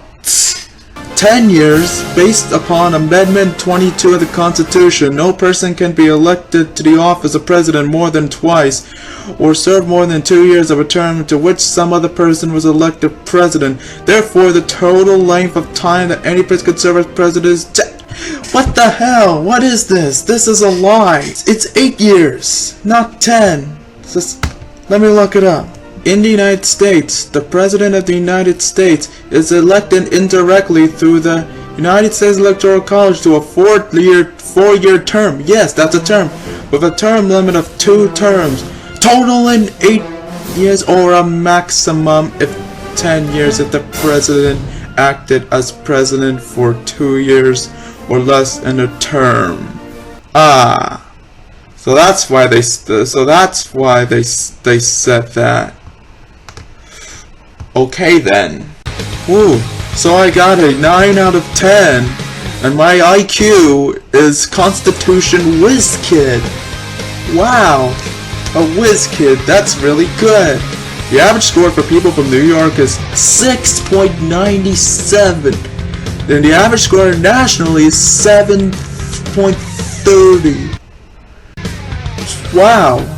Seriously, people, you need to learn more about history. Not just American history, but history in general. Oh, ready for a bigger challenge? Take our advanced quiz. I'm so ready for this. A makes sense. What? Well, it's none of the above. The Constitution does not guarantee education of any kind. But they should, though. To all the alcoholics who are upset about the 18th Amendment, you're welcome for the 21st. Just make sure you don't drink too much. Drink responsibly, my friends. Stay thirsty, my friends. After the Civil War, why couldn't former Confederates automatically serve if Now this is just stupid. It says, why couldn't they? It's like, why couldn't they serve? And they served, and they didn't because of the amendment. You need to be more specific about this. That's just dumb. Which of the following is an example of checks and balances, which is what our nation is running? Congress elects its speaker, the right to a jury trial, Congress can override a presidential veto, or the presidential power to pardon. I think it's C, because so basically a president can reject the laws, but Congress can have the guts that say, we're gonna have this law anyways, I don't care what you say. So if a good bill has been made and Trump becomes a jerk and doesn't want to help us out and just rejects it, Congress can have them say, I don't care what you say, we're gonna make it a law anyway. So you're welcome. Why is the necessary and proper clause also called the elastic clause? Because it ties the hands of Congress. That sounds like an insurance policy. Are you in good hands? Your score is 41 out of 50. And I got Constitution Whiz Kid again. The average score nationally, 32.39. Seriously, you guys need to learn more about history. You're making me too good right now. I shouldn't be the only person to do this good. Just, come on, study more in history. It's great. I love history. Ready for a bigger challenge? Our expert quiz. Oh boy. Now I'm up to the challenge. Let's do this. I, this person, so I'll solemnly swear that I'll serve for President of the United States and support the Constitution. Sure, I forgot the rest. I should have remembered all this by now, but I definitely know they mentioned support the Constitution. I, Barack Hussein Obama, do solemnly swear. I, Barack Hussein Obama, do solemnly swear. That I will faithfully execute. That I will faithfully execute. The office of President of the United States. The office of President of the United States. And will, to the best of my ability. And will, to the best of my ability. Preserve, protect, and defend. Preserve, protect, and defend. The Constitution of the United States. The Constitution of the United States. So help you God. So help me God. Congratulations, Mr. President. Congress shall make no law to set up a religion, regulate banks, tax incomes, pay pensions. I think set up a religion because it's religions, whatever you want, whatever you believe, no one's gonna put that against you.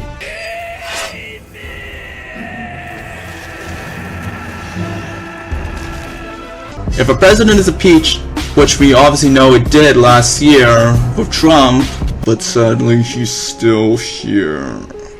Why? Your score is 39 out of 50 on the Constitution Facts Expert Quiz. Your IQ is Patriot. I think if I got one more correct, I could have been a constitutional whiz kid again. But this is good enough. It's almost perfect. And look at this. The average score nationally is 33.64. Again, please study history. Look at it. I mean, it's fun. It is fun. It could be sad, but that's the greatest part of learning history. We learn about what happened and make sure none of those things get repeated again. So, no cap.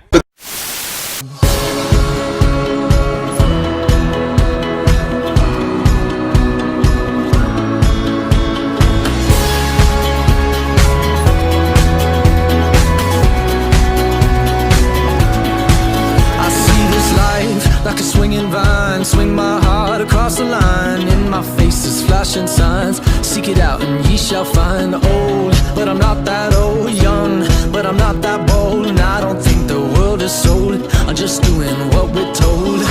I feel something so right, doing the wrong thing. And I feel something so wrong, doing the right thing. I could lie. Everything that kills me makes me feel alive. I've been losing sleep, dreaming about the things that we could be. It's like we've been getting people non-stop. A lot of volunteers and also a lot of people helping out. All about the candidate herself here. It's like, it's amazing. Like, it's only been a couple minutes, but I can already tell that this is going to be more successful than the last one. I can't wait to tell Severino about how progress we did once she gets here, whenever that is, but we're making good progress, and we're going to continue to do that. For a letter word, make that money, watch it burn. Old, but I'm not that old. Young, but I'm not that bold. And I don't think the world is sold. I'm just doing what we're told. And I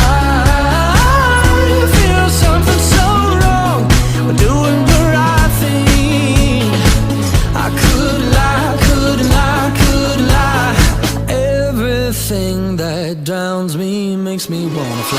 Lately I've been losing sleep, dreaming about the things that we could be. But baby, I've been praying hard. Say no more counting dollars, we'll be counting stars. Lately I've been losing sleep, dreaming about the things that we could be. But baby, I've been praying hard. Say no more counting dollars, we'll be counting stars. Oh, take that money, watch it burn, sink in the river, the lessons I learned. Take that money, watch it burn, sink in the river, the lessons I learned. Take that money, watch it burn, sink in the river, the lessons I learned. Take that money, watch it burn, sink in the river, the lessons I learned. Everything that kills me makes me feel alive. Lately I've been losing sleep, dreaming about the things that we could be. Baby, I've been praying hard. Said no more counting dollars, we'll be counting stars. Lately I've been losing sleep, dreaming about the things that we could be. But baby, I've been praying hard. Said no more counting dollars, we'll be counting stars. Watch it burn, sing. Look at this. Look at this. The table is almost empty. Like, wow. Like, if we're able to finish all of this, then this is really good. So, and we're doing all this about Severino. I mean, like, this is just amazing, and I'm right. This event is better than the first one we did. So, my God. So, Shirley Severino, if you're watching this video, this is for you.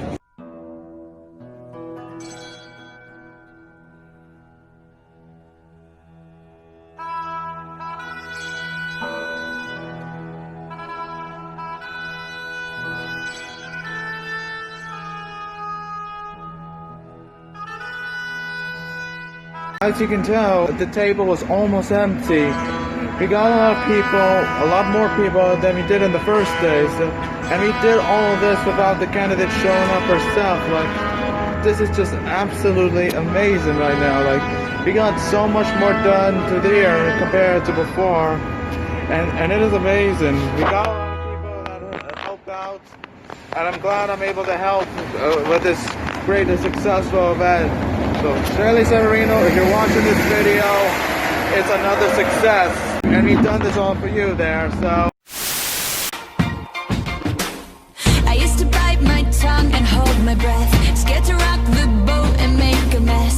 So I said quietly, agreed politely. I guess that I forgot I had a choice. I let you push me past the breaking point. I stood for nothing, so I fell for everything. You held me down, but I got up, already brushing off the dust. You hear my voice, you hear that sound, like thunder gonna shake the ground. You held me down, but I got up.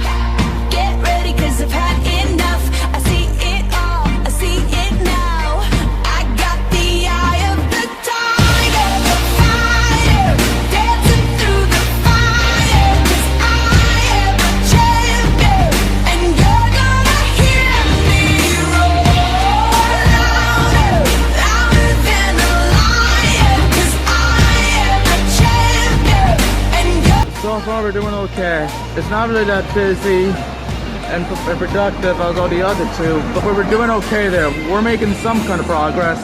I don't know what's going on back at Ozone Park, but I hope that's going well. So, but no matter what else happens after this event, we are making some progress. It may not be big, but we're working on it, and we will keep working on it. You held me down, but I got up, already brushing off the dust. You hear my voice, you hear that sound, like thunder gonna shake the ground. You held me down, but I got up. Get ready, cause I've had enough. I see it all, I see it now. I got the eye of the tiger, the fighter, dancing through the fire. Cause I am The event for today, we did several things. At least we made some progress, better than nothing. I don't know how everyone did at Ozone Park, but I hope they had better luck there than we had, because it was very quiet there and barely much happened. But at least we got several people registered to vote and following Severino and all that. So Billy Severino, I don't know if you were at the Ozone Park event, but if you're watching this video, he did several things, so at least there's that.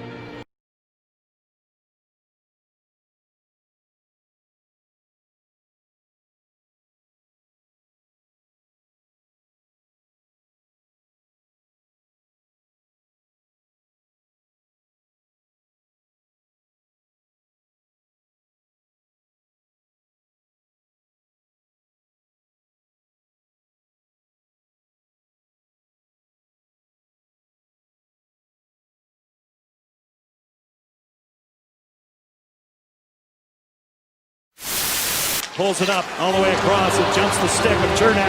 And now a breakaway. Foligno roars in. He scores! Nick Foligno. Columbus's captain comes through. Victor Hedman broken up. They're onside. Here comes Savard. Little toe tag. He's right in. He scores! What a goal! By David Jenner. Here they come shorthanded. Josh Anderson with Savard. He'll cut through the slot. Anderson shot scores! Josh Anderson with a shorthanded goal. It's a new story. Game one. Werenski lets it over. Around the clock, Panarin, and now Jones with a shot. He scores! Columbus has climbed that mountain, and now they're at the top. Voracek by Cam Atkinson. Read by Matthew Sheehan out in front. What a stop! What a leap through! Cam Atkinson got to it. Vasilevsky had it. He lost it.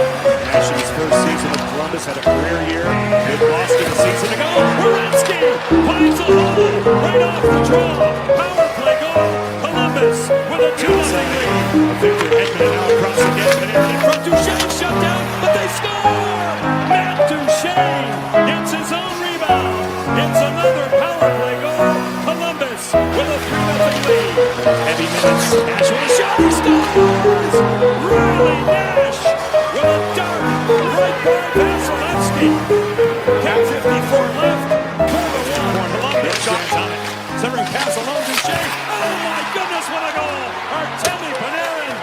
Great vision by Matt Duchesne. He looks for a shooting lane. Now Zach Werenski. He shovels out Vasilevsky. They score! On the rebound. Dubois. Texier throws on the brakes. Alexander Texier back for Jones. To the outside. Bjorkstrand. Off the boards. Panarin. Empty net. Atkinson. Bullseye. His shot shielded by Vasilevsky. Texier. The 19-year-old gets to it. Jones flips it over. He'll walk the line. Moving across. Texier. Scores! Alexander Texier. His first goal in the Stade Panarin. Adams went down. It's a chance just wide. Bjorkstrand, they score on the follow-up. Pierre-Luc Dubois. 2-0. They get to it. Atkinson goes across. Seth Jones. They score!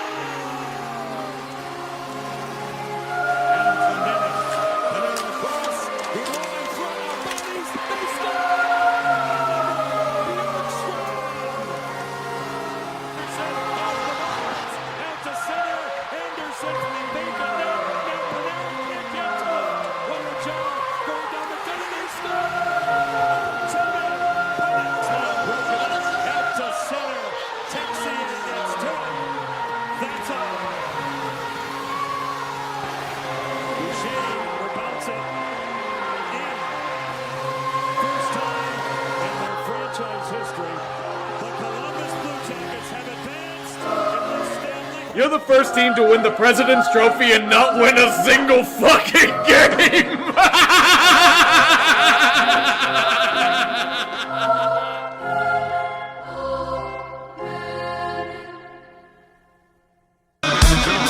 David Savard shoots, blocker down Vasilevsky. Long rebound to the left point. Gavrikov shoots, Dave Vasilevsky, rebound Texier. Werenski fumbles into Maroon. Left circle Paquette, shoots, blocked.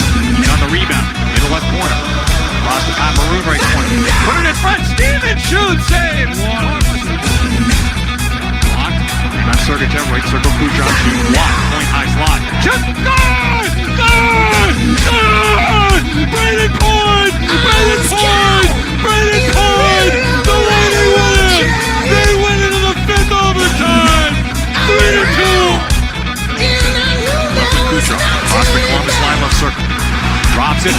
circle, Shattenkirk. Score! Shattenkirk!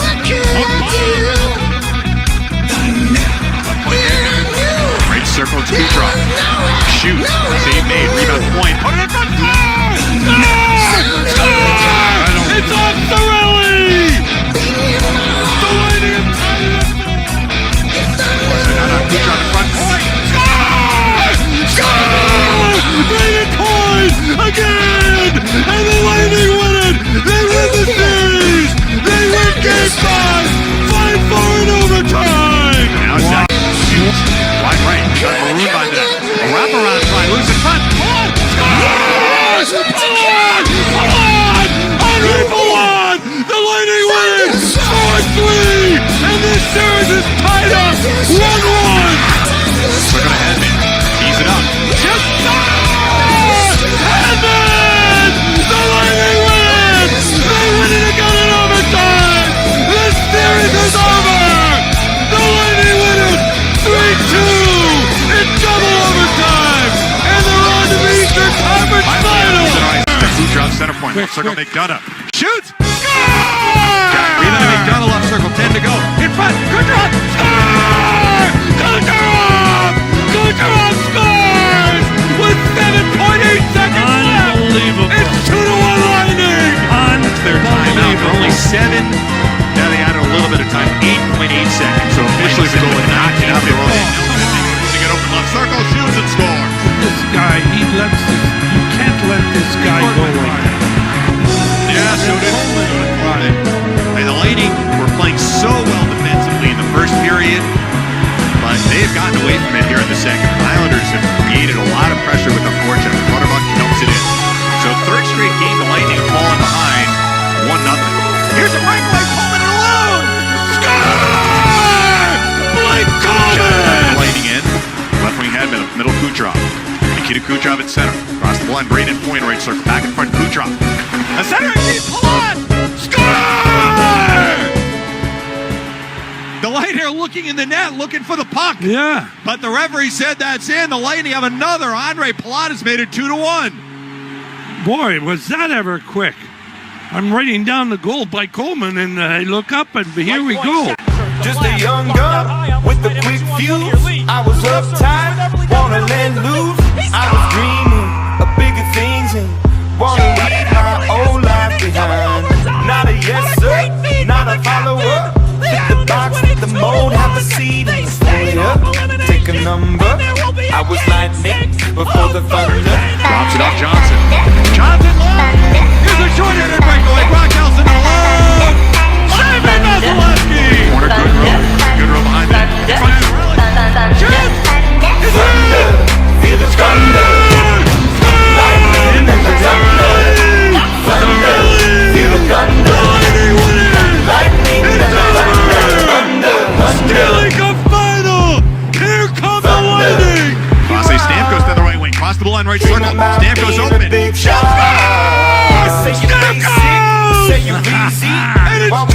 Lightning. Look at the players going crazy for Steven. Beautiful. The whole bench erupted. Major pressure. Where's that puck? Comes to Cirelli, high slide in front. Hedman. Shoot! Quick cutter. Kucherov on the right wing. 3-on-1 across. Like Kucherov right circle. Front point. Yes! Center point. Power shot. Quick circle. Center. He's loose in front point. Round. Shoot. Save it. Hedman to the center point. Tees it up. He shot to the right circle. Shoot!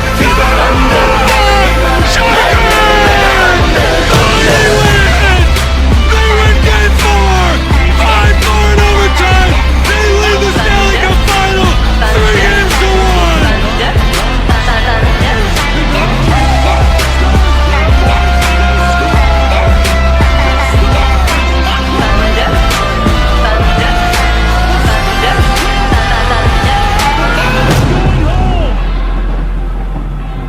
Dallas stays alive, and there will be a Game 6 on Monday Across the night. blue line, Cirelli after it. Can he clear it?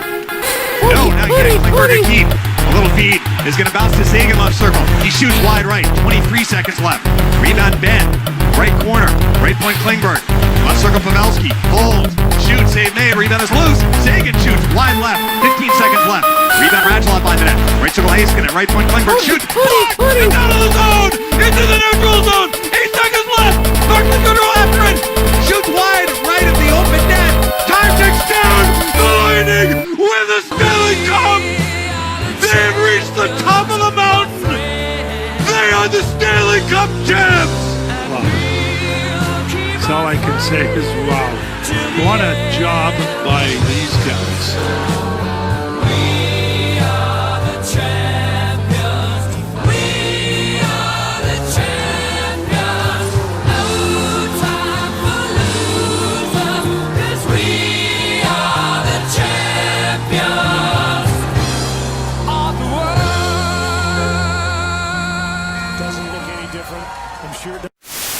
Pick is in. Big piece right now. Here we go. Rangers with the first pick in the NHL draft. Let's go back to the commissioner.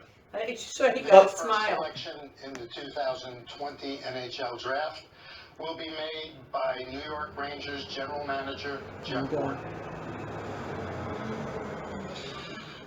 With the first pick in the 2020 NHL draft, the New York Rangers are proud to select from the Rimouski Oceanic, Alexei Lafreniere. Yes! Yes! I knew it! I knew it! Yes! We got him! We got Lafreniere! First Quebec born player drafted #1 overall since Marc-Andre Fleury in 2003! And here's the Rangers jersey and hat! Yes! He joins the New York Rangers. It's a different draft, but he still gets the sweater, puts it on. Now a member of the New York Yes! Let's talk about impact. Welcome to the New York Rangers, Lafreniere! To make the third selection in the 2020 NHL draft, the Senators have enlisted the services of a special guest who also happens to be a graduate of the University of Ottawa. Hey, Alex Trebek! Didn't expect to see him there. Johnny. Hi, everyone, and welcome to Jeopardy! Our category today is the NHL, and here is the clue for you. With the Third pick in the NHL. 2020 NHL draft, the Ottawa Senators choose. Who is this guy? Correct response. Who is Tim Stützle? They got him. Wow. Why can we have the pick like that?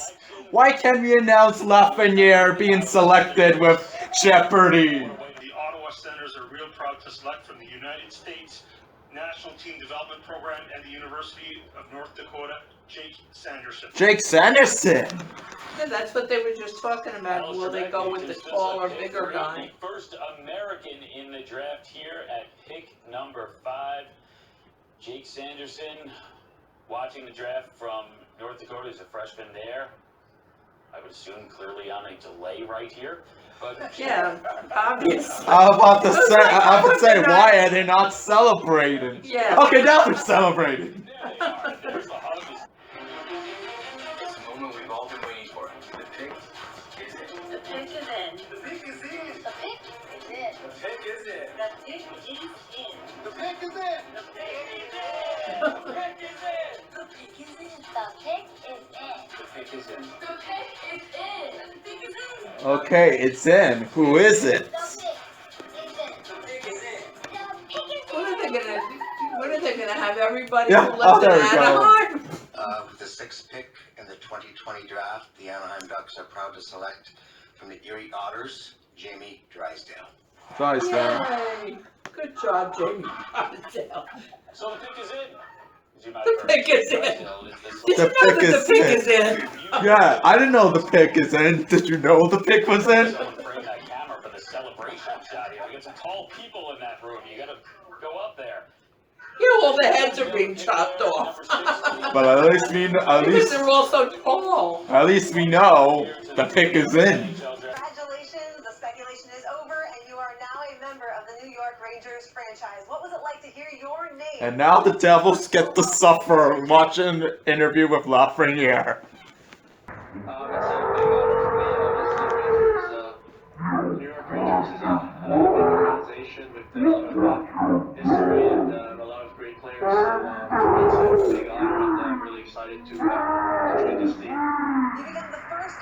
players become their first overall since 2003. What do you think it means to the Quebec community, the hockey community overall, to have an Iroquois player drafted first? He's a Quebecois.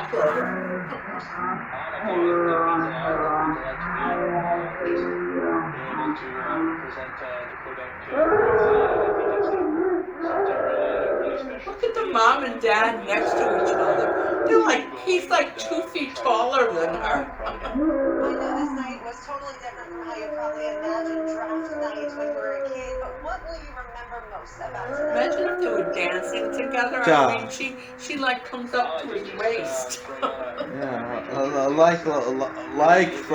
like you would have to pick her up. Being drafted in the NHL and Just have them lift her up like the Stanley Cup. New York jersey, it's really unreal for me. Congratulations, Alexei. Can't wait to see you on the ice. Keep him for another minute. Thank you. Not exactly how we thought this night would play out. You should have waited till the time is up for the Devils to let him go. Well, the Devils are lucky they get one less minute of anger and despair and frustration. Now somebody please pick Cole Perfetti. I'm Yeah. sorry for him. Yeah. He's like, well, what about me? Yeah, he's like, NHL to you. I'm supposed to be in the first 10. I gotta go. I gotta get picked now. Otherwise, I'll be in the second 10. Yeah, I don't want to go to the second round. New York Rangers last year. Here in the 2020 Finland. Vince. Shout out to my Oma as well. Shout out to Grandma on a big night, a history-making night. Yeah, when you get selected, you better give a shout out to me. Seth Jones will go selected fourth, Cooper Byfield to the LA Kings. But right now, we fix our focus on Jake Neighbors. I wonder if he's a good neighbor. Yeah. I have a feeling they're keeping this one. They're not dealing And I wonder if he's there. If he's where? There. The St. Louis Blues select from Edmonton, Jake Neighbors. Like a good neighbor. Jake is there. It's a beautiful day in the neighborhood. What a draft this was. I mean, we got Alexis Lafreniere, and also a consolation prize of Braden Schneider. This is gonna be exciting. Like, the Rangers are gonna be dominating this season. This is gonna be. The Rangers are gonna be exciting. Lafreniere, welcome to the Rangers. I can't wait to see him play. He drinks 12 to 15 bottles of water a day. 12 to 15 bottles of water? That is really excessive. That's... Seriously. Seriously, with all that, he's gonna spend the majority of his day in the bathroom taking a piss. Like, what the hell? That's too much. I know you want to get you want to get fit and healthy by drinking a lot of water, but this is where you do too much. Like, chill, calm down. Damn. Hey Sam, I'm gonna send this out to you for everybody on Sportsnet 1 back home in Ontario. Sam Cosentino's in the penalty box. Would someone please send Sam some pizza? Sam, we're on your side. We love you. Can you send him some? Yeah, please send him some food, please. Please, anybody's listening back home, help him out. Come on, guys, help us, cause. Losing him, Sam. You guys are always. And I wish an hour or two has passed so that I can eat. Hopefully this draft finishes just in time for me to eat my dinner. It is what it is at this stage. You got a lot of projections. It is what it is. It is what it is. It is what it is. But how's your tennis game? It's not very good. But the better question is, how's your skills in badassery? That's Scotty Hartnell. I bet it's good. More practice after the. No, Scotty Hartnell.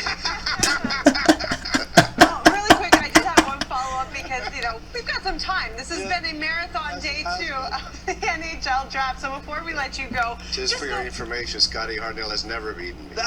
Oh! He's going to be calling us here in a second. Shots fired! I do want to ask you really quickly before we let you go, just about Damn. the whole playoff experience from... Reader, I just want you to know... Yes! Okay, man. They got him food! All they got him was a Rice Krispie or some candy thing like that. But he got food! Yay! As we speak. I tell you what, you know why, Sam? You know why? Because on that door there's a lock on the outside. Is that what it is? And he's on the inside. Oh no! We love you, Sam. You're the best. You are the best. I tell you what, his liver's gonna be barking in a couple hours if he's not done with this. Great, good stuff there, guys. Hey, Jesper Foss. I wanted to do more damage to you, but I don't want to. So I'll make this up to you. Like, if you come to us for 3 years, I will let you live. Really? Okay. I'm in. Goodbye, everybody. Like, this next signing was the biggest signing of day 1 of free agency, and that guy is.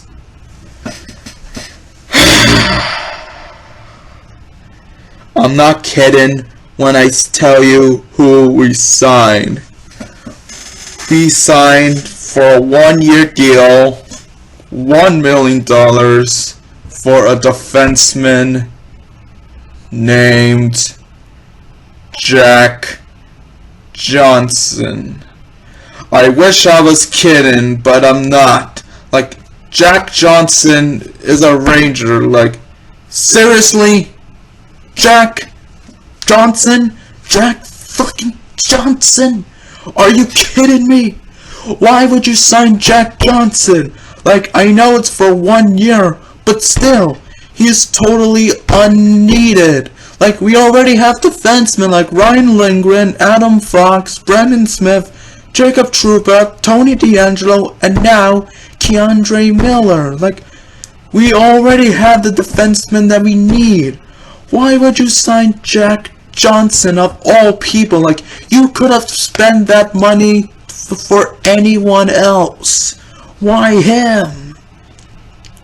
I mean, he's terrible. He sucks. He's one of the worst defensemen in the league, score-wise and defensive-wise. Like, there was a reason why the Pittsburgh Penguins bought him out of a 5-year contract. And the worst part about this is that Jack Johnson is definitely going to play. I mean, they're going to have to let him play. He won't be in the minors. This means that Keandre Miller is going to have to play in the minors, which is not fair. Like, we drafted Keandre Miller in the first round in 2018. He was finishing college. We've been waiting several years for him to show up and make an impact for the Rangers. And he's just signed an entry-level contract for this season. Like, he even practiced in training camp for the playoffs. He didn't qualify for the playoffs, but they let him practice. We just got rid of Mark Stahl, and when it finally looks like he's ready, when there's finally hope for Miller to make an impact with the Rangers, Jack Johnson has to come along and be like, nope, you're gone. Oh my god, like, if you're gonna sign Jack Johnson, at least buy out Brendan Smith. Like, seriously, you could have signed him to. You could have signed anyone else.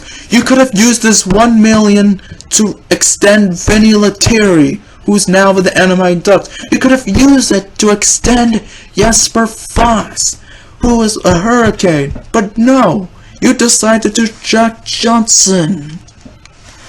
I definitely know that Urinating Tree and Penguins fans are laughing at this right now. And it sucks that the highlight of that free agency first day was Jack fucking Johnson. This is gonna suck.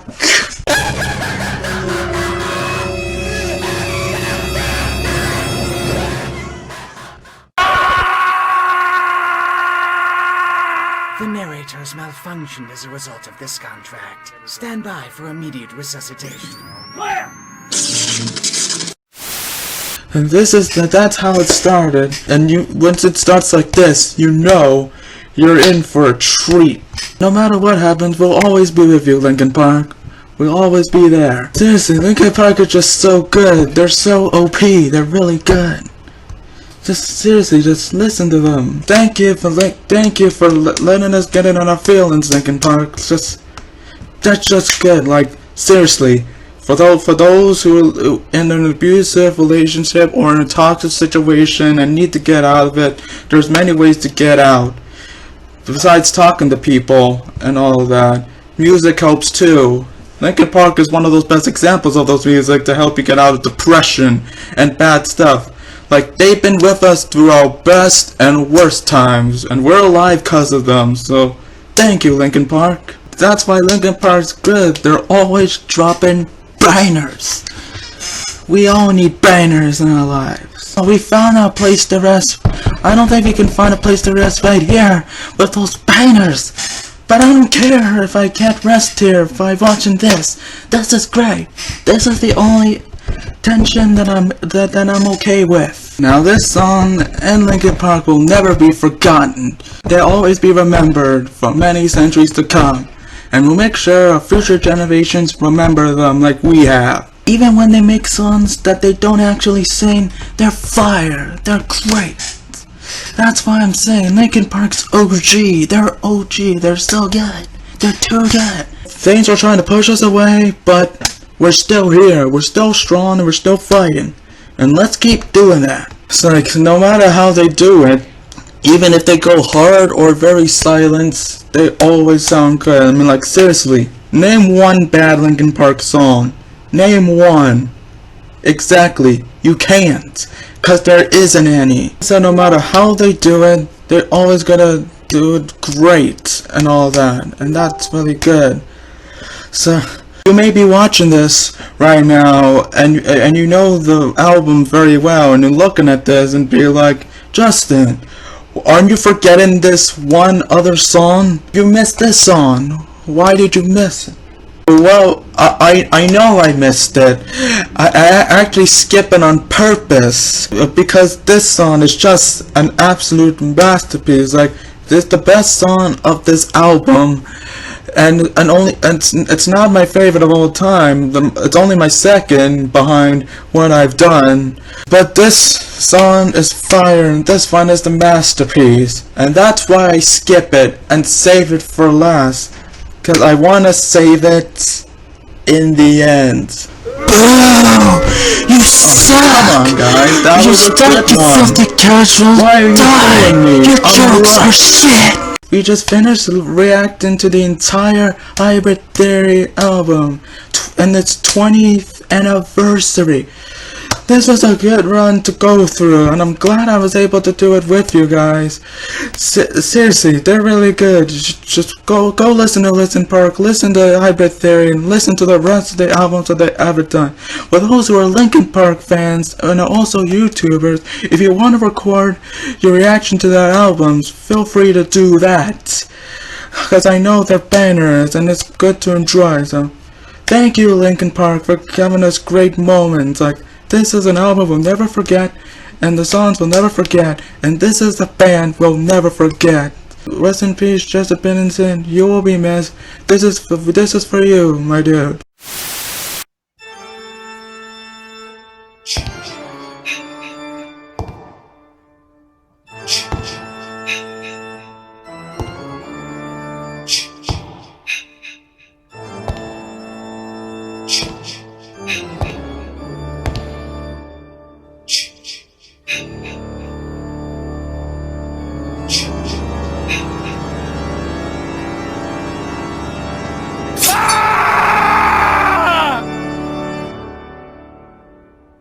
Let the horror begin! Who wants to hear the first human voice ever recorded?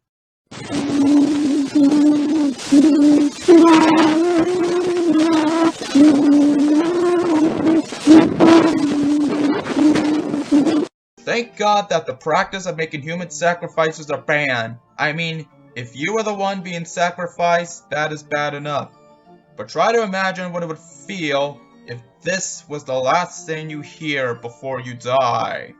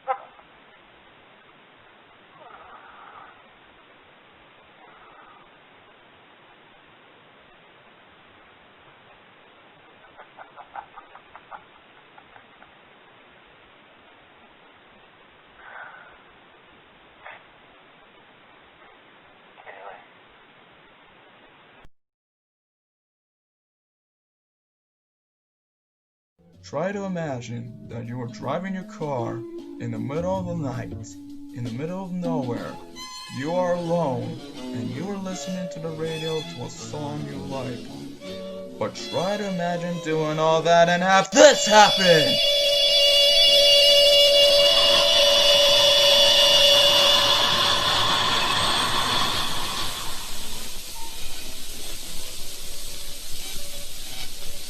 Imagine if you were a soldier patrolling the woods at night alone and hearing this.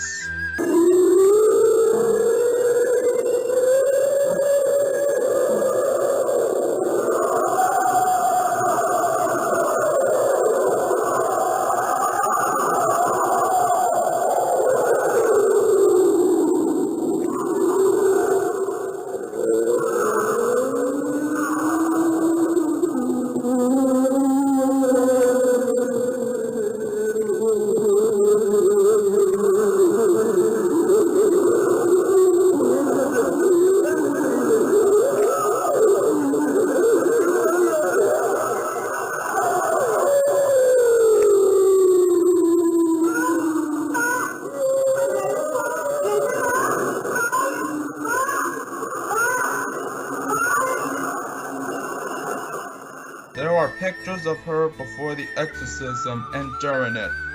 The pictures of her before, she looked very pretty and innocent, but the pictures of her during her exorcism, oh dear God. We don't see the pretty innocent girl anymore. For story and sound that is so scary, this would take the accomplishment. But there is one more audio recording left. Oh, fuck. Number 1. Warning. Just warning. It was horrible. I mean, imagine if you were involved in that massacre. Try to imagine screams of children slowly dying, and also demonic growls and demonic chants of other people dying being the last thing you hear before you die. And that is why the Jonestown Massacre Death Tape is number 1 in this list. Dear young people, don't vote. Don't vote. Well, too bad. I am voting. My vote is going to Biden. I'm basically gonna be voting for Donovan J. Richards. I'm voting for Alexandria Ocasio-Cortez. I'm voting for Jessica Ramos. obviously no choice here, but even if there is, my vote goes for Catalina Cruz. Those are Jessica Earl Gargan and Nestor Diaz, and those who I'm voting for. Like, even if there were other options, I'm still voting for them. I'm voting for Gracie Catapano Fox, Mojgan Kahanim Lensman, Lance Evans, Karina Olama, Michelle Johnson, Daryl Gavin, Evelyn Braun, Kevin Carrigan, and Leonard Lavotte.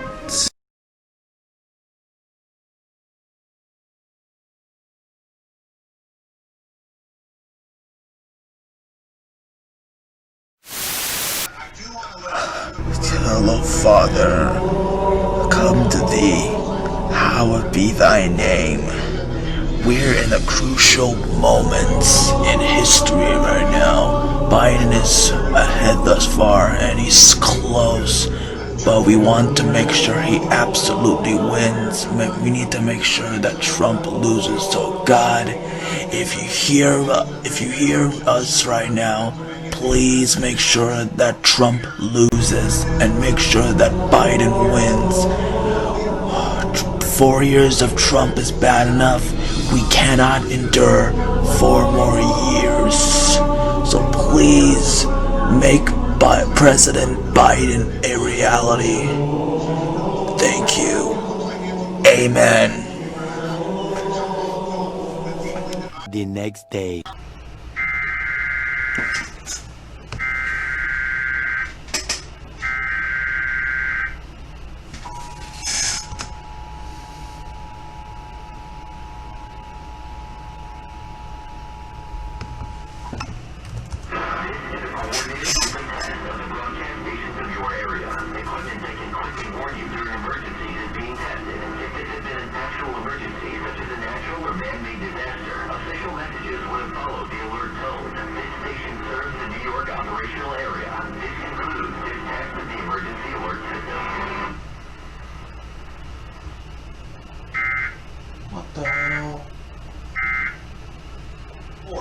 This one is over the decision made by the state Supreme Court to extend the mail ballot. Well, that was just weird. Overperform with white voters across that seeing that same trend all across the country. Yes! So it is in some way Dad, Sharon, and friends of them, if you're watching this, thank you so much. Oh my god, 2 more left and Biden wins. Thank you, Wisconsin. There it is, it's official. Biden wins Wisconsin. States choose their electors in the manner in which the legislature. Yes! So now it is 264 to 214 Biden. All he needs left is Nevada, and he wins. The next day. Biden is slowly catching up to Trump in both Pennsylvania and Georgia. If Biden somehow manages to win Georgia and Pennsylvania, that would be shock. I mean, like, winning one of those states is shocking enough, but to win both? Oh my god. After this election, somebody should make a movie called Election Day. And just make it a parody of Groundhog Day. Like, it feels like forever. Like, like you go, like you're up in Election Day and you're voting and you're spending around time, and then when you go to sleep, the race is still going on. Like, no one reached 270 yet, so you go to sleep, and then you wake up but the alarm is the exact same as the Election Day, and you realize it's Election Day over again. And then the same thing happens over and over and over again until there's one day where the night ends with someone winning the presidency in 270. And then when you get frustrated and thinking that Election Day is never gonna end, you get the alarm clock, but this time around it says It's reported that this person won presidency last night, and then you're up and you're like, oh my God, it's finally over. This is what it feels like now. I mean, like, it's not the same day. It's only day 3, but trust me, it feels like we're in the exact same day and repeating it over and over and over again. Seriously, somebody should make a Groundhog Day parody, make it called Election Day. Like, seriously, if someone's out there and actually takes my advice seriously, and if it's actually made, not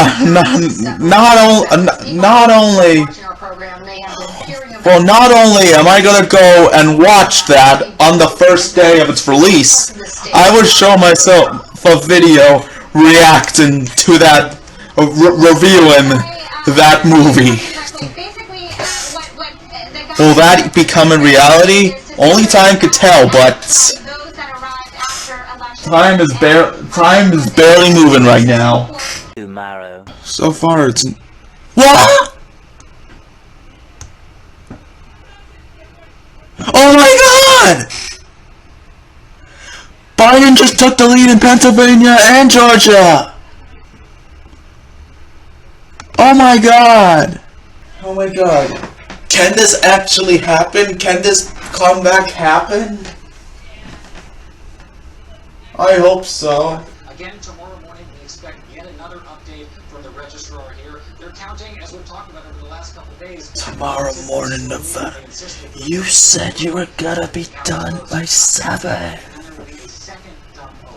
Will it actually be done tomorrow morning, or is it gonna be another one instance when you say it'll be done at certain times, but it takes longer than it should be? Now they're saying that November 10th is when Nevada ends. Give me a break. They're counting tonight, and tomorrow, and the day after that, and the day after that, until they get it all done. So they're still gonna in Pennsylvania is Pennsylvania Attorney General Josh Shapiro. Mr. Relevant at this hour decision, the piece of litigation that you're involved with has to do with those votes in Pennsylvania that were. Why does this have to happen in the states that matter?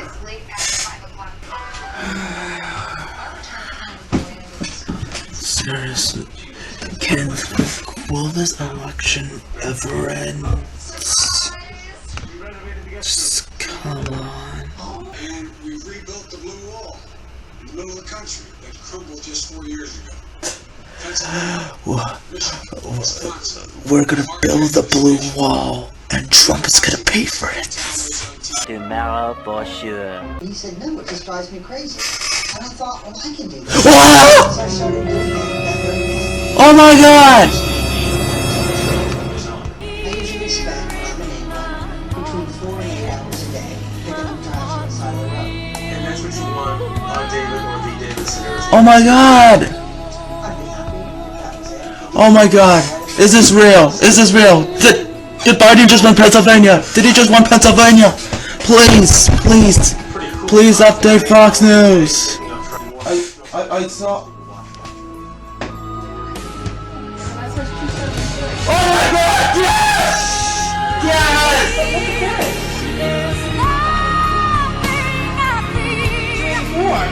Yes! He did it! Yes! Yes, he finally did it! Biden win! Thank God! Do you have a Twitter account? No. Okay, keep track of Trump on Twitter. He did it! He finally did it!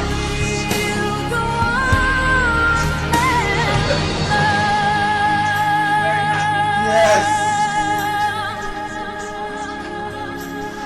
Yes! Biden just won! Biden is president! Yes! And Trump's reign of terror and supremacy is over! America is saved! Yes! It's over! It's finally over! Major Garrett and Ed Oak. America is saved! Other news organizations, and we have watched Now we're done.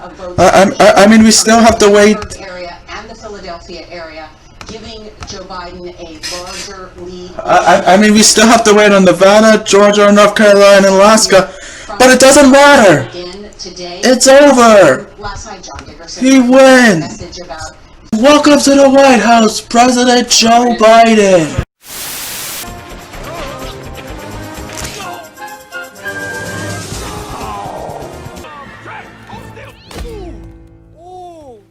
Did I miss? No. You got them. If it were real, could I do this? Or this? If it were real, that would have been agonizingly painful.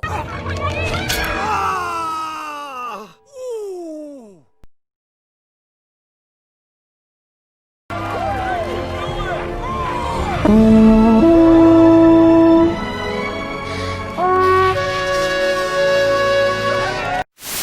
Free agency is over! Yes! So with Brendan Lemieux back and Igor Shesterkin back, we had hope. But instead, we got swept by a team that we swept in the regular season. Which sucks. But then afterwards, the Rangers won the draft lottery, and we got Alexis Lafreniere. The highlight of the offseason was getting Alexis Lafreniere, extending D'Angelo, Georgiev, Strome, and Lemieux. The bad parts of the offseason was getting too many minor league players, not extending Jesper Foss, not extending Stephen Fogarty, not extending Vinny Lettieri, and the worst is signing Jack Johnson.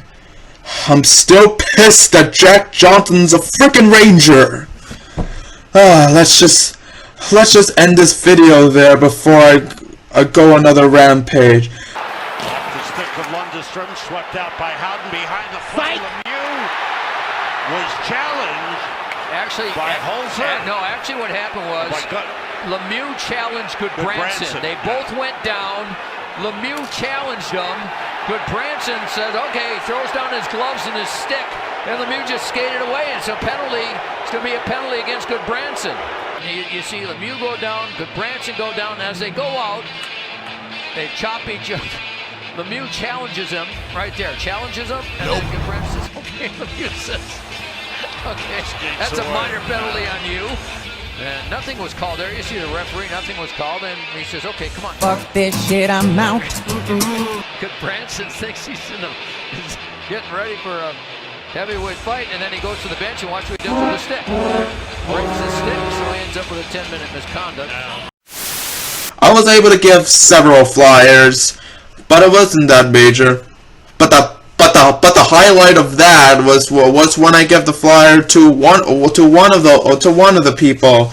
I gave it to an elderly woman, and then and I told her about Shirley Severino, and she was like, "Is she a Democrat or a Republican?" And I told her she's a Democrat, and she was like, "Oh, thank God." I was scared. I was worried about that. And then we were talking a lot about Severino, and she mentioned that while she was inside voting, a Trump supporter made threats to her, if she didn't vote for Trump, which is just horrible and just disgusting to even think about that. So, and not only that, but she prayed that Shirley Severino would win. Because she wanted change for the community, and not only that, but she was nice enough to take several of the flyers I got and went around distributing to people. That's just really good, because when I'm around people that's super supportive and happy towards the person that I'm helping win the city council, it makes me feel good about myself. And whenever me or anyone else tells Shirley Severino about that, it also makes her feel good about herself. like to that person that helped out that day, thank you so much. Oh, I walked all the way there. It was basically like, I believe, a 30-minute walk. I know you're probably thinking, you idiot! She was waiting for you to have lunch with her. That is a dumb move to make her wait that long. I know. You're right, it's a dumb move, but I needed to save money on my MetroCards so I can get back home. But she understood there, and we managed to sit and eat our lunch. But while we were on the first seat, there were squirrels around. And I mean, of course it's a park, but there was this one squirrel that was just like close by us and staring at us. Like, where I'm standing right now is where we were eating, and the squirrel that was close by us was like right here where I'm pointing, and it was staring at us, and it didn't move. We were basically freaking out a bit because we were scared that it was going to come either take our food or attack us. So dealing with that for several minutes, we saw another seat further away, so we thought, let's move over there.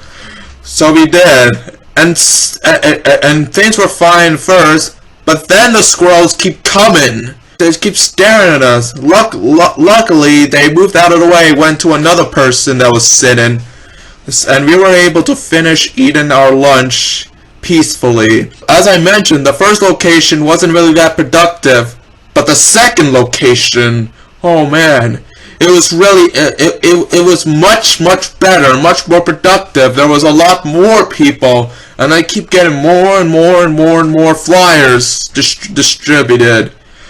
I know some of them was the help by Shaylee's father, but still, the more production is really good. Like I'm certain that if I was sent to that location in the very beginning, the flyers would have been gone, and I could have got another set and possibly go back there. So it was really good. So I stayed there for like 2 to 3 hours. Spent more time there, and it was really good. I mean, like, the stack was keep going down and down and down and down. Like, at the beginning of the second location, I had a stack this big, but when after I finished, it was like this.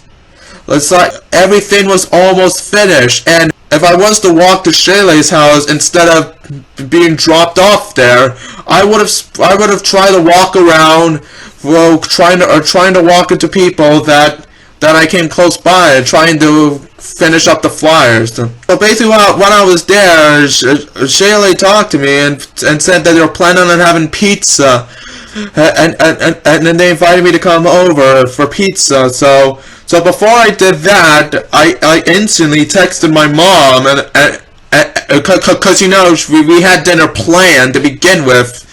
So I asked Mom, I told Mom about that they're having pizza, and asked her if I can go have pizza with them, and she said sure. So basically after that, we went to Shaylee's house, and we basically had pizza from Domino's. It was really good. We had a good time eating, we had a good time talking, and while we were there, we were also watching the election. So many times, everyone, including Shaylee herself, were very worried, and they thought it was intense. Meanwhile, I was the only one there that was confident in Biden and had optimism. I mean, like, they wish that they had that optimism, but I don't blame them for feeling like that. They're definitely not the only ones that felt like that. So that David Severino was great. I was able to get rid of almost every single flyer that I had. I basically was active around from like 11 o'clock to 7. It was a very productive day, and I feel glad that I was able to contribute to our campaign. I mean, like, as Shaylee Severino mentioned, and I'm gonna mention it too. We both thought we should do these more much later in the future. Like, I'll be happy to do that. Dear Justin McGowan, I am pleased to inform you that you have been named to the Dean's List in recognition of your academic achievements during the spring 2020 semester.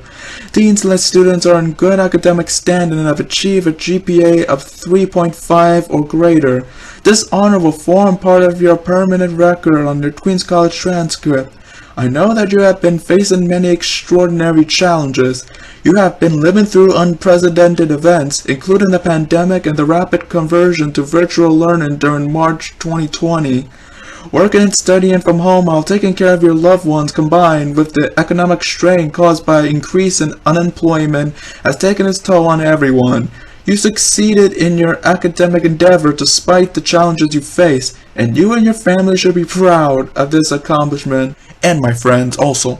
Your outstanding scholarship contributes to the high reputation for academic excellence enjoyed by Queens College.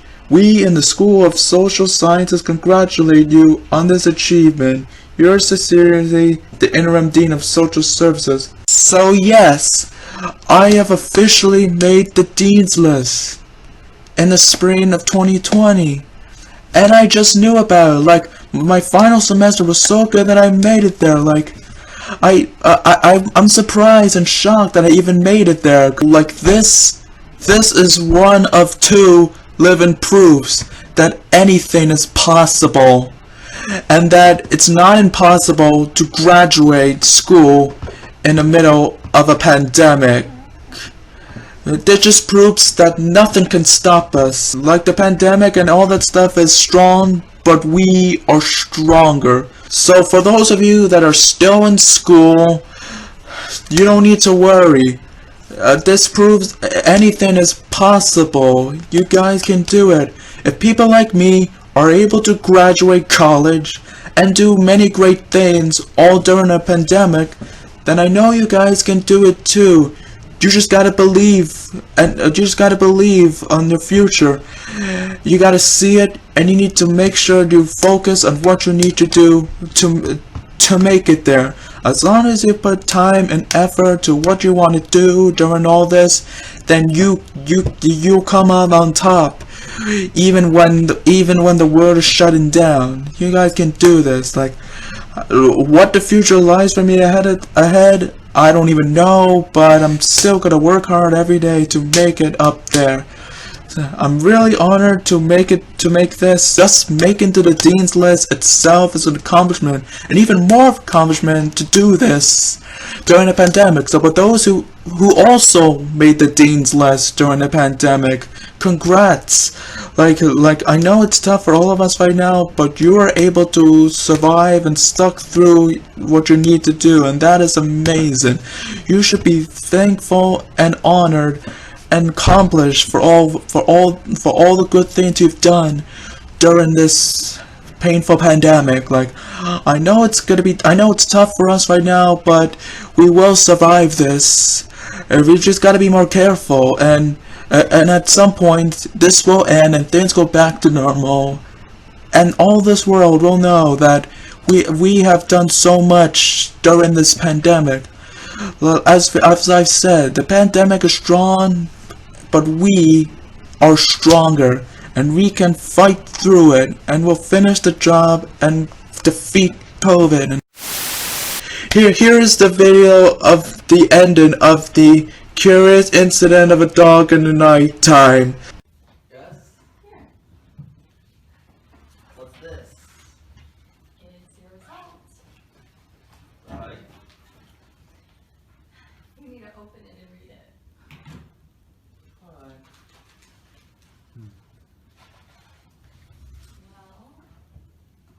Well, what does it say? I got an A star. Oh?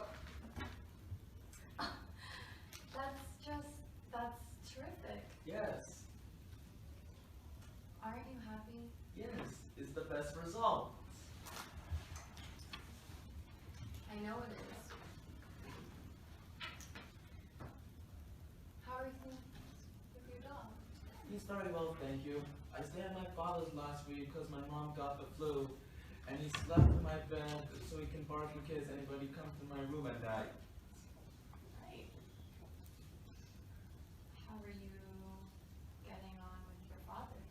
He planted a vegetable patch in his garden. I helped him and Sandy watch.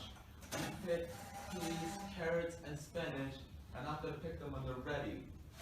He brought me a book called Further Math for A Level. He told Mrs. Gascoigne that I'm gonna take Further Math for A Level next year. She said okay. I'm gonna pass with an A star, and then in 2 years I'll take A Level Physics and then get an A star. And then I'm gonna go to university in another town. I can take Sandy, my computer, my books. I can live in a flat with a garden and a proper toilet. Then I will get my first class honors degree. Then I will be a scientist. I can do these things. I hope so. I can because I went to London on my own. I saw the mystery of who killed Wellington. I found my mother. I was brave. You were. And I wrote a book. I know. I read it. We made it into a play. Yes. Does that mean I can do anything? Do you think? Does that mean I can do anything, Shirahan? Does that mean I can do anything? After months and months of looking, I finally got a job. Yes, the last job I had was the community census court. I finished in August, and I had several months of looking, but now, on almost Christmas time, I finally found one. As of today, I'm currently working as a direct support professional for JobPath. JobPath supports people with developmental disabilities as they make choices about their lives and play valued roles in their communities. JobPath encourages people to explore what they want out of life and to chart their own journeys. Whether it's finding a job, making a contribution in a volunteer role, establishing a home, or being part of the community, the goal is to assist the person to lead a full and active life. The mission of the community supports program at JobPath ensure that people with developmental disabilities are visible in society and are recognized as equal citizens. We work one-on-one with people using a true person-centered approach in order to foster relationships between people and their communities. I would be challenging individuals to grow in an interdependent world by providing individualized supports to connect people to their communities and help them to become contributing community members. Work with family and community members, develop connections to community organizations, providing assistance at volunteer jobs, classes, social events, and other community activities, helping individuals meet their personal and professional goals, building self-esteem by doing things together rather than doing for, providing opportunities for new experiences, encouraging individuals to make choices and decisions in all areas of their lives, and providing the opportunity to learn how to make those decisions, supporting people in social situations to learn to feel comfortable and confident with others through appropriate interactions and build positive relationships, and putting aside personal beliefs to ensure that the person I'm supporting has the opportunity to have the life they want to live for themselves. So yeah, I basically be helping people with, so basically just doing a one-on-one with people with disabilities to make to spend a day with them for certain hours to make sure their goals are achieved and to help them with what they need to do. So it's like a career guide, but this one is really interesting, and I'm really excited to work for it, especially knowing that I'll be helping people with disabilities. Like, helping people is one of the things I really like to do and what I want to do. And what's interesting about this position is that what makes this more interesting is that I can relate to these people. And why do I relate? Because like the people I'll be working with, I myself also have disabilities.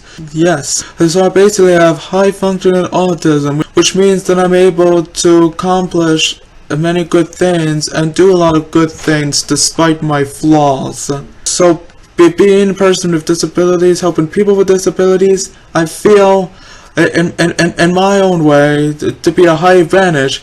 I'm not saying that people that don't have disabilities will do a terrible job. I know they'll do a good job. I'm just saying that to have person helping the people with disabilities that can actually relate to them, that are just like them, I feel like it's beneficial that we have two people with disabilities working together.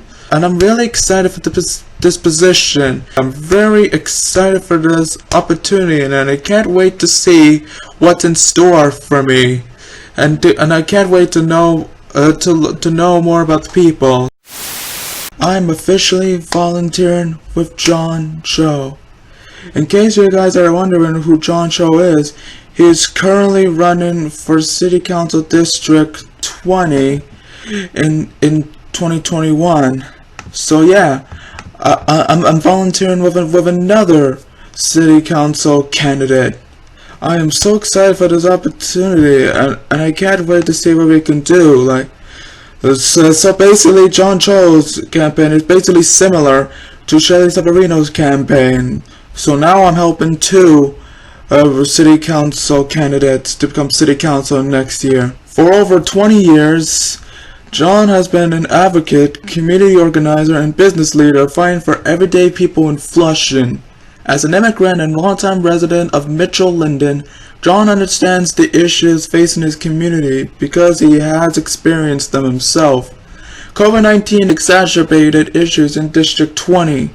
Many long-time small businesses have shuttered. Thousands of people line up in the streets of downtown Flushing every week for food.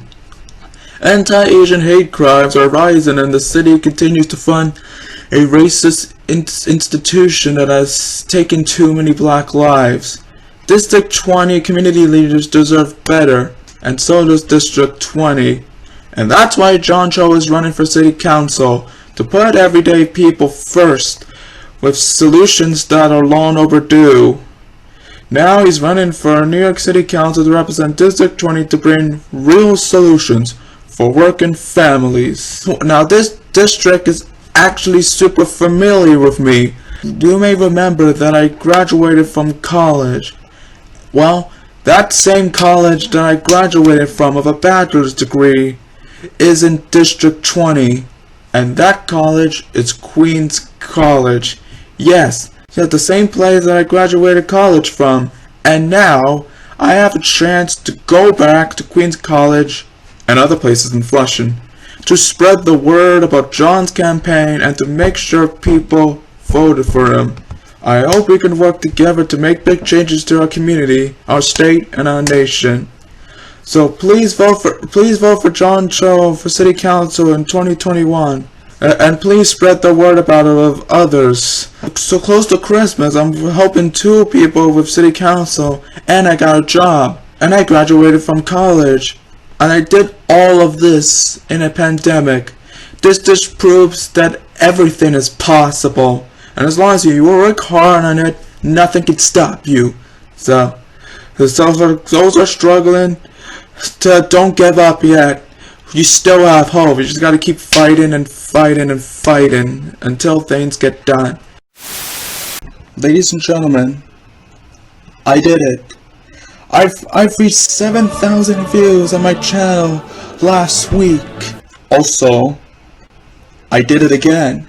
I've also reached 8,000 views a couple days ago this week. Also, I did it again. I am now volunteering with John Cho. So, last but not least, I did it again. I finally got a job. Yes, after 4 months of searching, I finally found a job. I'm officially working as a direct support professional for JobPath. So I got good food and I'm getting paid to do work, which is the first time I've ever worked on Christmas Eve. So Christmas Eve isn't really that bad. Hey Justin, I need to let you know that the elevator will be out of service till Tuesday, which means you'll be forced to take 6 flights of stairs to the 6th floor.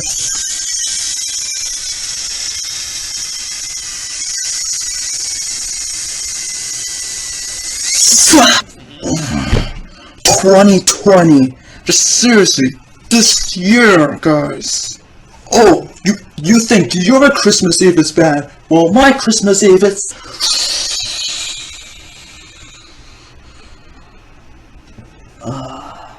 That is so much better. Here is the new system that I got for Christmas. Are you ready for this? Here it is. I've got the Nintendo Switch! So over here, I got the Nintendo Wii. And if you go down here, like I didn't get a PS5, but I have a PS4. And if you go over here, I got the Sega Genesis. Yes, a young guy with me for the Sega Genesis. That's interesting. And if you go down over here, I also have the Nintendo GameCube. And right next to it, I have the Retrobit Duo. And from the looks of it, it is a game system, has the NES and SNES game. So again, a guy my age with this system is wow. And right next to it, I have the Nintendo 64, which fun fact was the first system I ever had. And then if you go down here, I have the Xbox, the original Xbox. And if you go down over here, it's the PlayStation 2.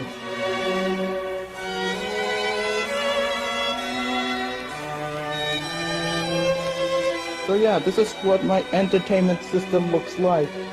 And from looking at all this, you see, I don't have any room there. Like, it's gonna be tough to find room. Like either I can't put it on, or I can't put it on, but I have to take one of those systems out. So it's gonna be tough for me to figure out, but I'll figure something out. As for the bonus, I also have the Nintendo 3DS and the Nintendo DS. And somewhere, I also have a Game Boy. In case anyone asks, no, I did not buy any of these. I got this from all of these stuff. Either my family bought them, or they used to own them and get them to me. So for the gold diggers who are watching this video and getting super excited, thinking that I bought all of this, that is not true. Like, I'm not rich. I'm not poor, but I'm not really rich. So, sorry.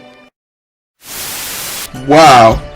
What an interesting year this was. This year could have been much better, but it is what it is. What a life I had back in 2020. Like, to reflect on 2020, I graduated from college. I did a lot of work at the Community Census Corps. I found a job for JobPath. I'm currently helping 2 people with City Council, and I'm doing great at YouTube. All during a pandemic. Like, this is just insane. Like, this what I've went through, and I'm pretty sure others went through, because I'm definitely not the only one in this situation, that we're stronger than the pandemic itself. Like, this pandemic is strong, but we are stronger. Why? Because no matter how difficult things got, we were able to continue to fight. We continued to work hard on things we needed to do, and it worked out well at the very end. Like, if it wasn't for hard work and dedication and all that stuff, I wouldn't thrive as I am right now at the end of this year. Things could have been different, but I pushed hard, and I'm gonna keep pushing hard and keep working hard and all of that. So I can't wait for 2021, and I can't wait for the new opportunities that come. This proves that anything is possible. You just gotta believe, you gotta set your mind into it, and you gotta work hard on it, and you cannot stop until it's done. So I know my work isn't done yet, and I'm gonna keep working hard on it. So I mean, if I can manage the pandemic very well, I know the rest of you guys can do it too. You just gotta keep working hard and all that stuff. Seriously, what a year this was. Like, I managed to have a good year despite things happening, and I had a happy ending after all of this. So thank you guys so much for listening. Thank you guys for making 2020 a great year, and thank you guys for supporting my channel. I mean, like, I'm blessed with the life that I have right now. Like, I don't really deserve this life that I have right now, but I somehow got it. So I'm just gonna live it there. And 2021, what's gonna happen there, only time will tell. But either ways, for the final time in 2020, this has been Justin Legolan. Please don't forget to like, comment, share, and subscribe. Thank you, God bless America, and Happy New Year!